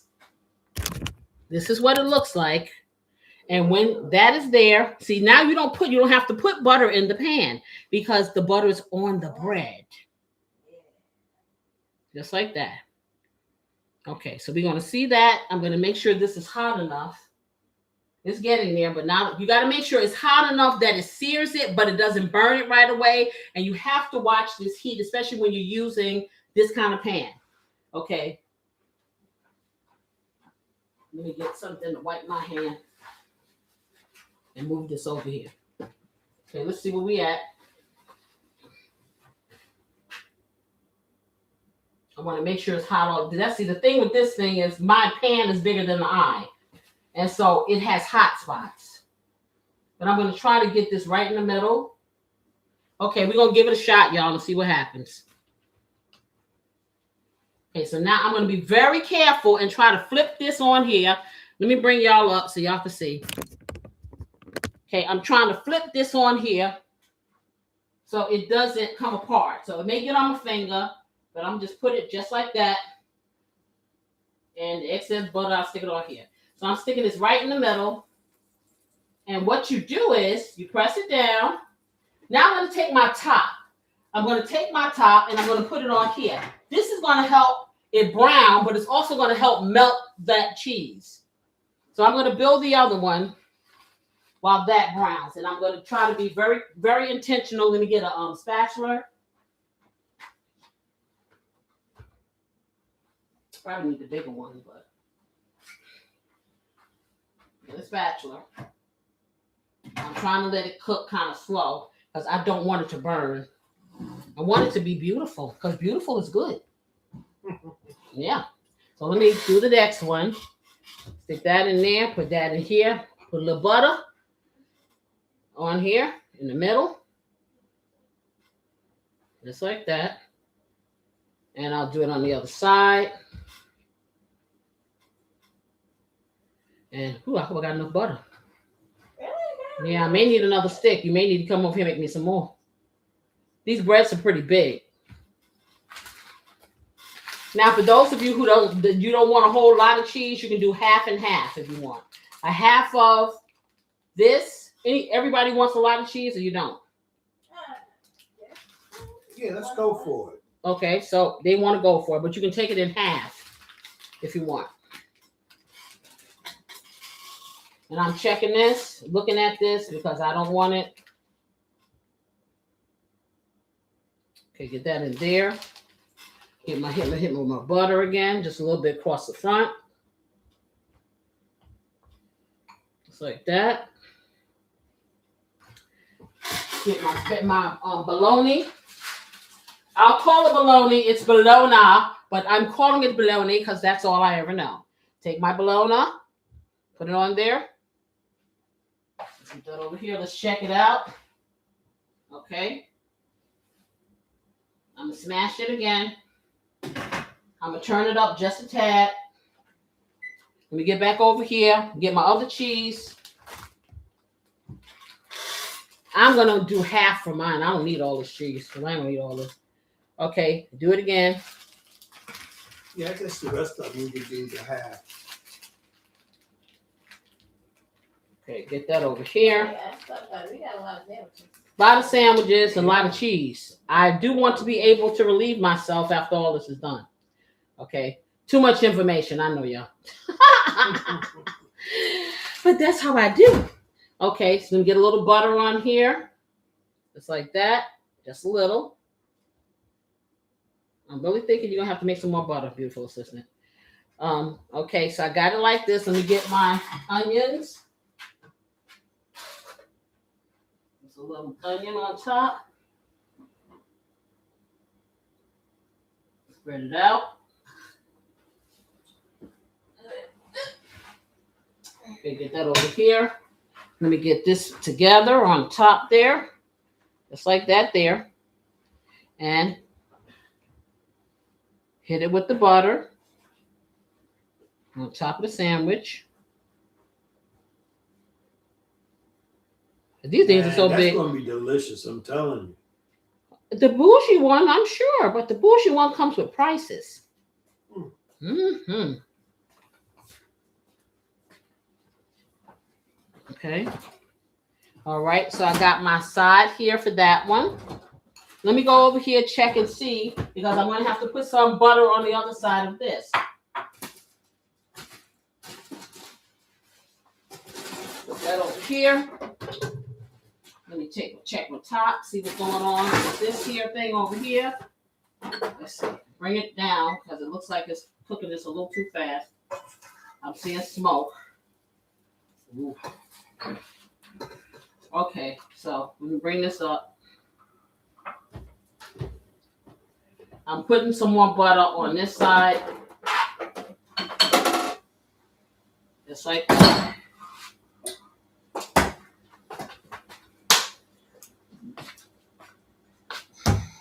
And you want to evenly coat the butter on the bread so it's browned evenly. Let me flip it. Where's the butter? Okay, there you go. Just over here. You gonna put it in here again? Yep. Okay, she's putting it in the same thing. And I'm thinking these sandwiches are so big, I may only do a half. Right, yeah. We may not need to make all of them. Yeah, I'm thinking that me and beautiful assistant are gonna share half. Because they're pretty big. Yeah. And then we gotta taste the other ones too. Exactly. Are you still planning to cook all of them? I don't know. I don't know. How do you guys feel? You that hungry? Corey? You want a whole one? Yes. Okay. So I'm gonna do, you want a half? No, I'm going to have a whole. A whole one, okay. Well, I'm gonna have half of that and then half of that. Because that's Okay, so we can have, yeah, and then Pam has one.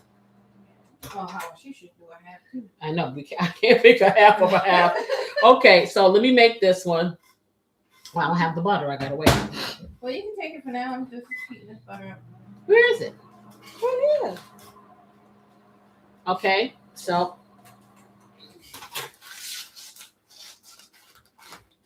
Okay, so like I was saying, guys, we were talking about money and transparency and really sharing the information, whatever it is, with your partner. Transparency is probably the only way that money will not divide a relationship. And I'm just telling you from what I've experienced. Okay, you hear? Oh, she's making some more because I'm gonna need it. When you are transparent, I don't know, like I said. Unless you're done making sandwiches. Well, no. I'm going to tell you like this. If you're not transparent, you better get some and be that, okay? And get the gumption in your relationship. If you can't talk to the person, listen, I'm telling you, I don't know what to tell you. And I know sometimes some conversations are difficult. You know, you heard the half of listen, my sister's in the other room, okay, and she's telling me She heard me say half. She eats like a bird. Okay. Her mind tells her otherwise, but she eats like a bird.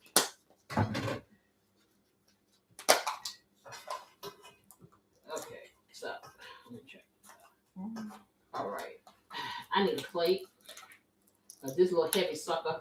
What she say, honey? She want a whole sandwich? She said I'm right that she doesn't need a whole sandwich because she has to taste all this other stuff. But you know that she's listening of me saying that I'm going to, yeah. Okay, so let me spray this some more. Let me put that around. And get this other one in.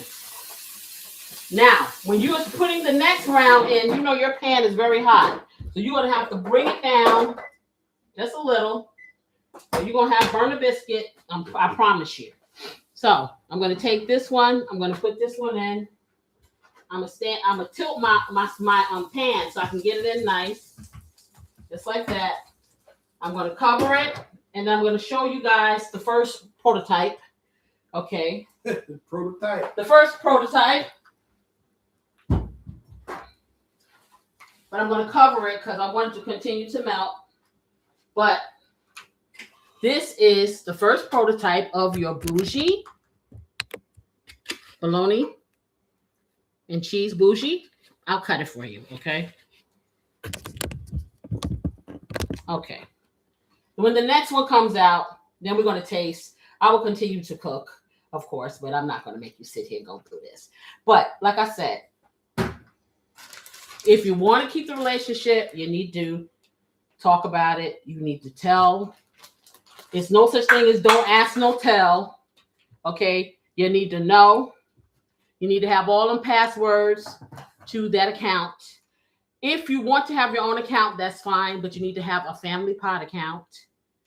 Okay? That way, the essentials are never going to be gone without. And if you choose to live that life where one is going to really spend a lot and the other one isn't, and you want to coexist, you're going to have that middle ground. Whatever it is, whether it's a family account or whatever you need to do. Okay? That's my advice. That is my advice. This is how I'm still standing at this point. Okay. That's doing good. Let me get a little. What I'm going to do now, I'm going to put a little butter on top of here to be ready to flip.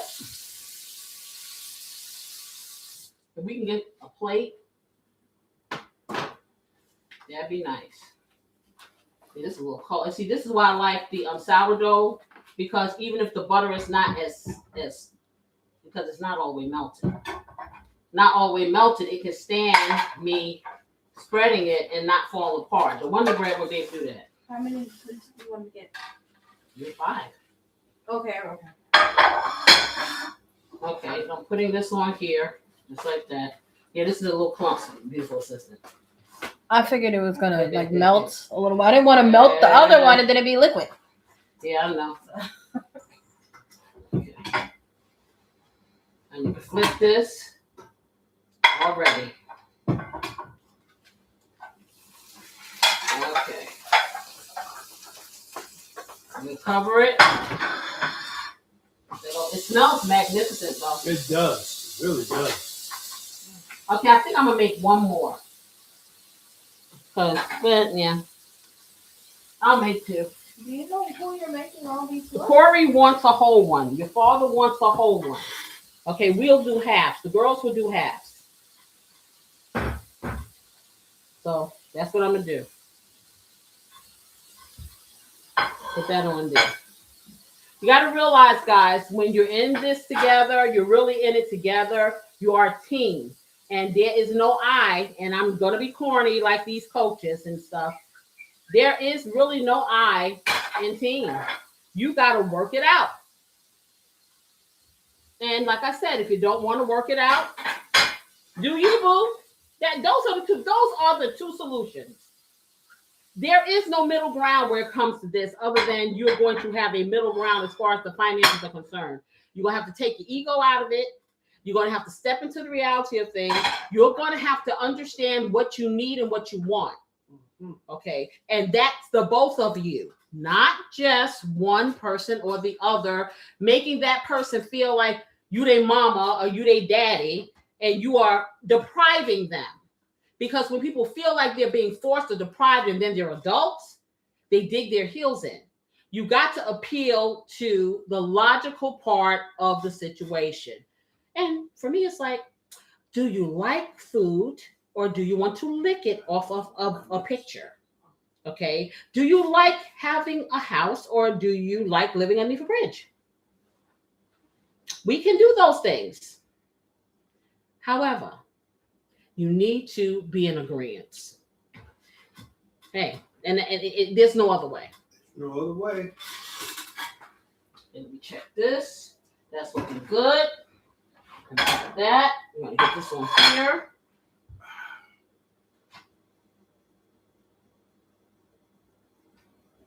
Okay. I'm going to continue to build. I'm going to build it up. Build it up. A heart is a house for love.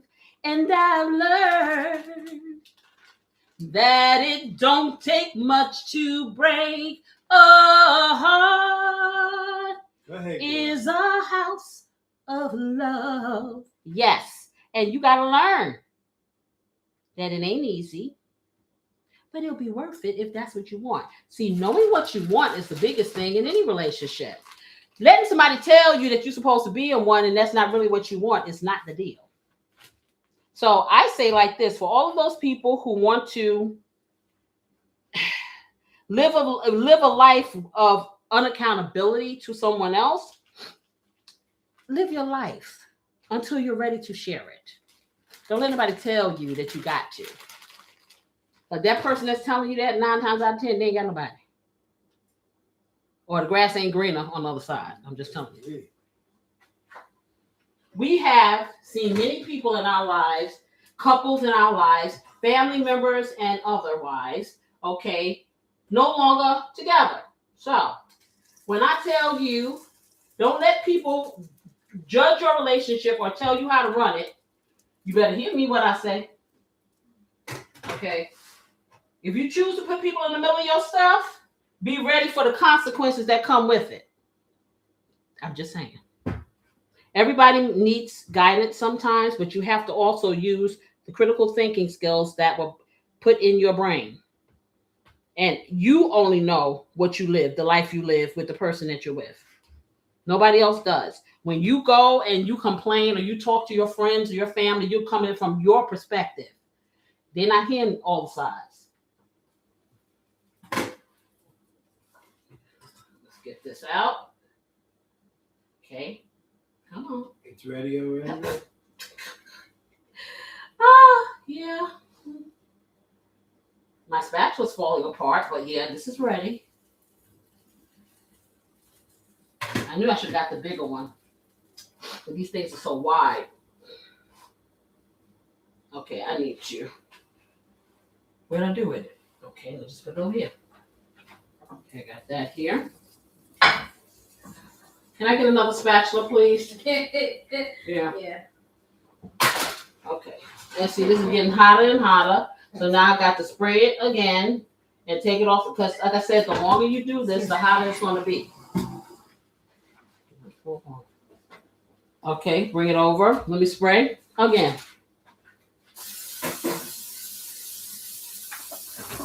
Okay. And then we're going to get to tasting soon because I tell you, it's a lot of building. Okay, get that piece of bologna. Put it over here. We're going to put a little bit of the butter on the bologna. Just like that. We're going to watch this. I'm going to take that off because it's getting really hot. And I'm going to get my cheese and put it on here.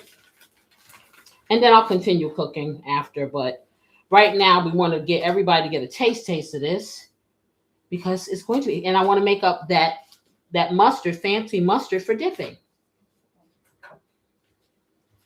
That's what we're going to do.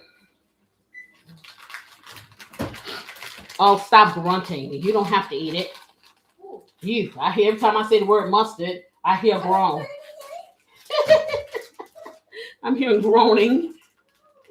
She doesn't like mustard. She likes mayo. But I'm going to widen her horizons. What kind of dipping mustard you gonna have again, honey? I'm going to make up a nice little spicy Dijon mustard with a little sweetness. And you can dip your sandwich in it. Okay. If you so choose. I know you're not big on dips, but you're going to like this. I trust the process. Trust the process. That's what you got to do. You know. Trust the process. See, this is what happens. Transparency, he trusts the process because you know that sometimes you get to get the gourmet. And sometimes you just get the may. I'm just being real. Yeah. Okay, let me get some onion on here. Okay,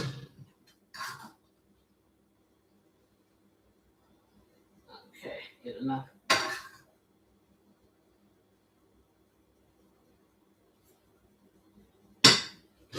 But I suggest like this. I've seen a lot of this too, but one person just kind of drives the train financially. And then if that person's no longer there, the other person's kind of like, I don't know what to do.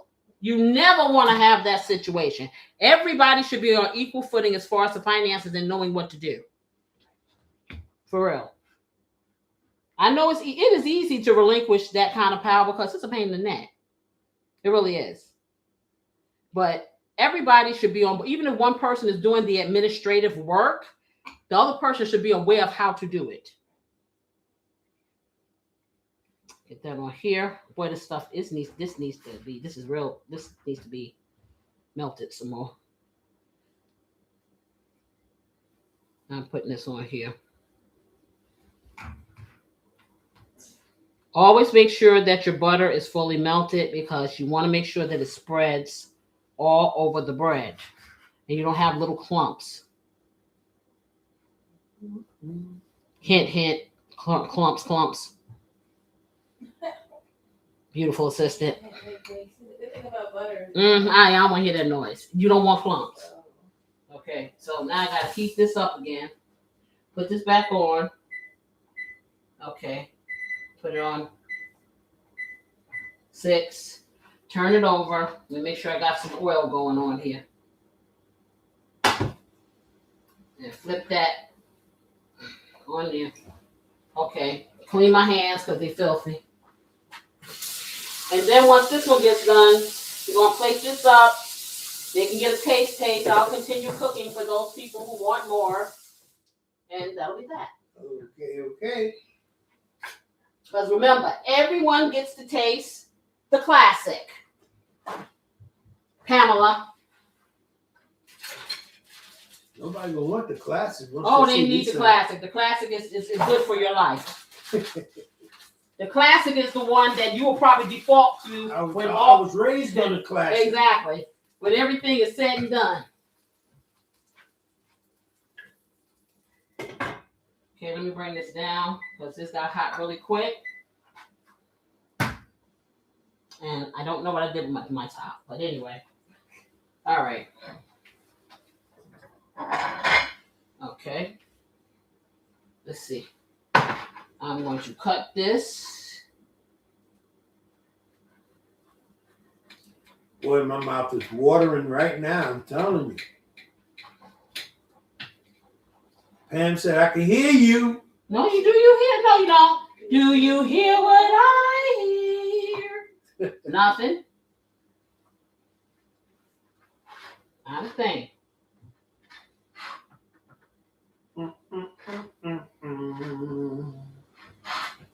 Now, along with these bougie sandwiches, you get yourself some bougie French fries. Ooh. And the bougie French fries are the Nathan's fries, the big crinkly bougie fries. Guess what you get with the classic? Some bargain brand potato chips, but it still tastes good. I promise.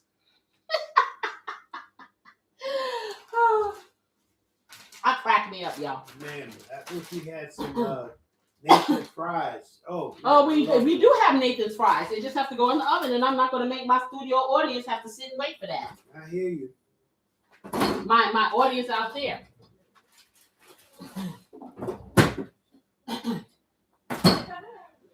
Okay. So, okay, while that cooks, we're going to start plating some of this stuff up so y'all can taste it. Thank you.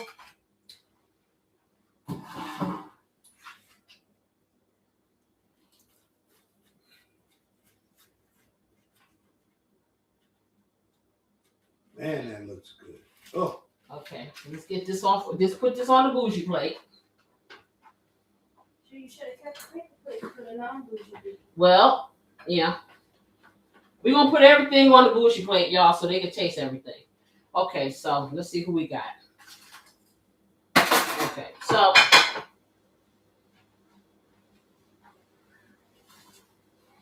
I'm going to let everybody taste a little piece, and then I'll make everybody a whole sandwich. How about that? So this is where we're going. This is our bougie. Man, that looks good. Okay, if you can see that, all those nice layers. Okay, I think how about if I cut it in four, so that way everybody can taste, and then we'll continue cooking. Okay. Like that. Okay, let me clean my hands. Clean this knife. Okay, so that's what we'll do. We'll cut them in fours, then we'll come over here, beautiful sister, help me get this other one together.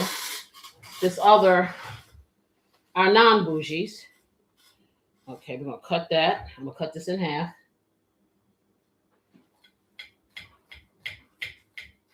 And we can give everybody a plate with a little taste of each one. Wonderbar. Okay, get that over here. And that right here. What am I getting? You're getting other plates so we can put like these little pieces. You're going to open that up and put our classic on it too. So they can taste both. Okay, got that. And then I need that other plate so I can cut up. Or you can give me that and I'll put all the bougie on one plate and put all the other ones on. They're already on the paper plate. Okay. Okay, so I'll just cut this. And then put the other plates back? Yeah, they need to put there, but even still need their plates, okay? Because I'm just trying to cut this. Okay. Oh, the cheese is coming all out of here, y'all. Why don't you use the paper plates? This way you... Because this is the bougie. Oh. That's why. Okay, it's the bougie. You don't put bougie stuff on a paper plate. That's why. Okay, so let's get that over here. So this wiping it off, so they can have their own plates. Okay, so this is what it looked like, y'all. I'm gonna give you a little. Okay, do you see all of the nice stuff in here? This is the bougie. Okay, beautiful sister, you want to be the first one to do it? The bougie versus the other one? I'll give it a go, yeah. Okay, here. So give me a plate. Let's take a bougie and let's take the traditional, y'all. What we all grew up on, y'all. That's all I know. The one that we all will probably be eating come next week after all this money we done spent on Christmas dinners. She said, "Who can?" Okay, can we not hear? Can y'all hear? You can't hear me?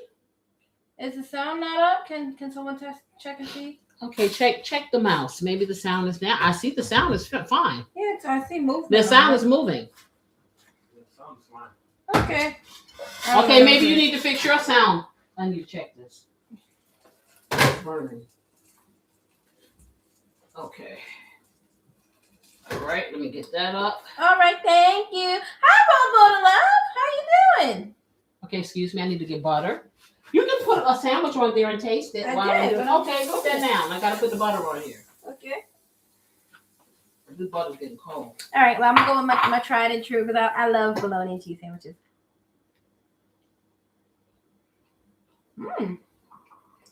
Delicious like always. I don't usually use this type of cheese. I'm more of a, like an American cheese person. What kind of cheese it has? This is, I think, mild cheddar, or is it mild cheddar? Medium. Medium cheddar. Mm. But this is what I expected: a nice, fluffy bread, 2 yummy, delicious pieces of our Oscar Mayers, and some cheese. Yum, and mayonnaise. I like mayonnaise. I mean, I'll eat mustard, but I'd rather do mayonnaise. Me personally. I don't have to eat the whole thing. I'll just take one bite. Okay. Now let's go for this one. Oh boy. The big boy. The Rochelle.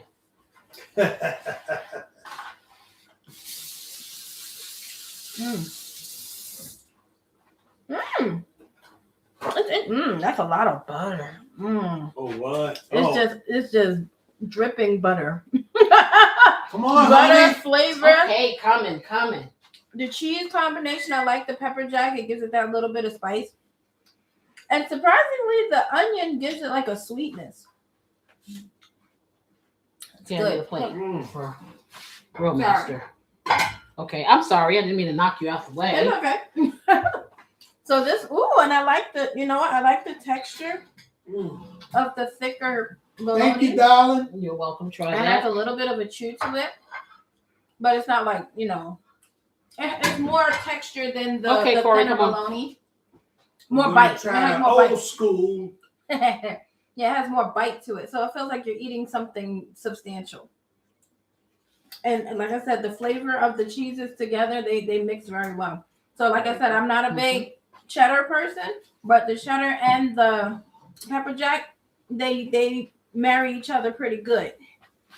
So I'm loving the sandwich. The Rochelle is popping, I'll just say. Mm. The Rochelle is popping. Hello, everyone. Hey, give me a plate so I can give your aunt one. Okay, and give her. I think it's one behind. I love this with this sweet relish on it. It tastes delicious. You like? See, Oh my God. see. My husband likes the classic with the sweet relish and the mayo. My 6-year-old creation. Even back then, I was doing the thing. I was getting ready to say the classic doesn't taste too bad. No. Okay, let me get over here. I'm still cooking, y'all. That's why I'm moving around. I kind of do enjoy that little bit of sweetness that you get from the relish. It's not bad, you guys. Now, Bologna and cheese. that's the classic. I'm gonna try the was it the Rochelle? The Rochelle. The Rochelle. Yeah, the Rochelle is hitting. If you Just want a little something, bit. if you just want to pizzazz it up, Mm. then do the Rochelle. But I mean, the Julius is good too. They're both tasty. Oh, I like the onions in here. Okay, they can't hear you. You said what? I really like the onions in here. Mm. Doesn't it give it like a sweetness? It does give it a bit of sweetness to it. Oh Here no, for her. great texture. It takes bologna and cheese to a whole different dynamic. doesn't it? Yeah, Ding, ding, ding, ding. the secret word. And I like pepper jack and cheddar they go together so well. Yeah, that's definitely good. Oh yeah, no, this is Nice delicious. and light, not too heavy on your stomach, but Mhm. enough to get you nice and full. Boy, that Rochelle is saying something. Boy, I never had nothing like that. That's truly a delicious sandwich. But Right there. Rochelle said, my husband got 2 Hey, jobs. what's the knife? We were just Okay. covering it. No, somebody put it in the sink. I was getting ready to say I thought it was the same. Okay, no, I need to cut this. Because I need to taste it. Because they eating, but ain't nobody doing much talking. Okay, so. It's delicious, honey. Okay, yeah. Okay. I said this I never tasted anything like this before. This is delicious. The onions, the bologna, that butter that y'all made, The butter that we made, the herb butter. the herb butter. The combination of cheddar and pepper jack together. Wow. Winner right there. That's a winner. I'm gonna go ahead and heat the kids' food up. Winner, bologna dinner. Okay, so I got one fresh off the grill here, or whatever the pan. Okay, the griddles. Okay, this is all, it is hot, so I'm trying to pick it up. I just want you guys to see how it's just melting. It's just coming up. I'm not going to try to bite this one because it's too hot. Okay, I'll try this one. I need a paper towel. My hands are full of butter. Buttery goodness. Thank you. Okay, so let me wipe my hands. Now, I'm going to try my 6-year-old creation, the classic Oscar Mayer bacon, whatever kind of cheese this is. Bologna, not bacon. I'm sorry, bologna. Yes, the bologna. Bologna. I'm gonna see if I can reminisce. Mm.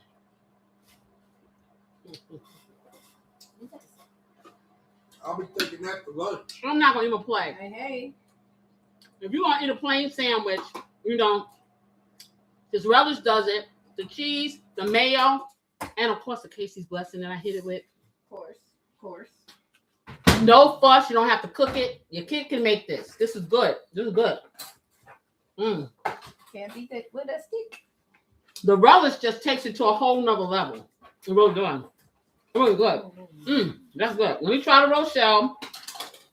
Let's see what the Rochelle doing. Okay, this is the Rochelle. This is the bougie one. That's good. I think I love you. Okay. I think I like my classic. Oh my goodness. Let me taste this. Let me clean my palate. Ooh. I don't know. So I want to ask you guys before we conclude this. Does money define the roles in your relationship? And if it does, I want you to think about how important defining a role in your relationship is. That's number one. Okay. Anybody here? Do you feel that transparency is going to put you in a place of really being close to that person and understanding where they're coming from, where it comes to finances? Because it's not necessarily, listen, I'm telling you, it's all emotional. It's really tied to emotions. Let me try the Rochelle. I call this the Rochelle because Rochelle is it. Yeah, you got, if you know, you know. Okay. Let me just You're welcome. That sandwich tastes like you want to say, my husband got 2 jobs. Yeah. No, this sandwich tastes like you want to say, my husband got 3 jobs. 3 jobs. Okay. When you bite into this, every flavor erupts. So you have the sweetness of this onion. You have the butteriness and the herbs. And every flavor just erupts in your mouth. The bread, of course, is just soaking with butter. The cheeses complement themselves. The pepper jack and the medium cheddar cheese. The bologna, excuse me. Everyone said bologna. It's tender and delicious. And I'm going to take another bite. I love the sweetness of the onion. Yeah, the onion does it. That takes it to a whole nother level. I'm telling you. You're eating bologna. It does make you forget that you're eating just a bologna sandwich. Yeah. But I'm going to tell you, the classic, I can do both. I'm rocking with the classic though, because that's just like nostalgia. This is easy. You don't have to cook it. You tired, you come home, put this together, put some chips on the side, you're good. Can't get any easier. Yeah, this is the grown folks stuff. Okay, but this is for everybody. And things that are for everybody last forever. It's nice to have the pretty, but the plain is okay too. Because what they both do, they both nourish you. That's right. Okay, I'm eat this. That's good. That's good stuff. So, my sister says grown-ups all gone. The Rochelle is all gone. What did you think about the 6-year-old kitten sandwich? Said bring back memories. What you say? I said the classic takes me back to my childhood. Rochelle is definitely for grown-ups. It's so good. Okay, so I'm sorry. I'm not gonna be rude. I'm gonna swallow this and then I'm gonna finish talking. Okay. Because this is good. This is good. This is good, especially after all that cooking that I did. But for Christmas, this is really good. It's really good. So I'm gonna tell you like this. At the end of the day, the problem never is about the money. You may think it is, but it isn't. The problem is when couples don't talk about how they feel about their finances. Because people always feel things. You have some people that are more invested. You have some people that really have no clue on budgeting or anything else. Some people just kind of coast along. And some people take control. Some people's whole identity is built behind tangible things. But listen to Casey. You need to get a little bit more substance in your life if that's what's happening. And that's on both areas. Come to a middle ground, an equilibrium. Understand that the Rochelle, I ate it up. I couldn't show it to you. Let me show you no more. The Rochelle and the Julius can coexist together.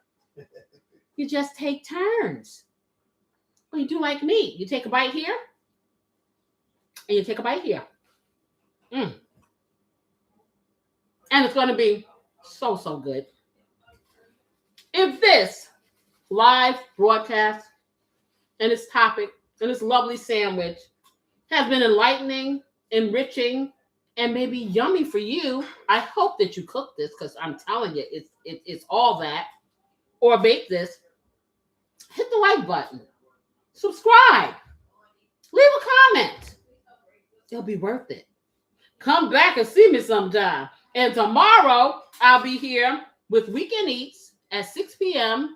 And we're going to do all these things. This is for the grown folks here, but Weekend Eats is for all those hacks, for those foods that your mama and your grandma used to make, and you don't want to spend 55,622 hours doing. I'm here for that, too. Anyhow, until next time, you know what I wish you all. I wish you love, peace, and I hope that you all find your rhythm and you dance, whether you're in a relationship with someone else or with yourself. It's important. I'm going to see y'all next Friday at 8 p.m. Be there, be square. And I want to see y'all tomorrow at 6 p.m. for Weekend Eats. See ya. Bye-bye.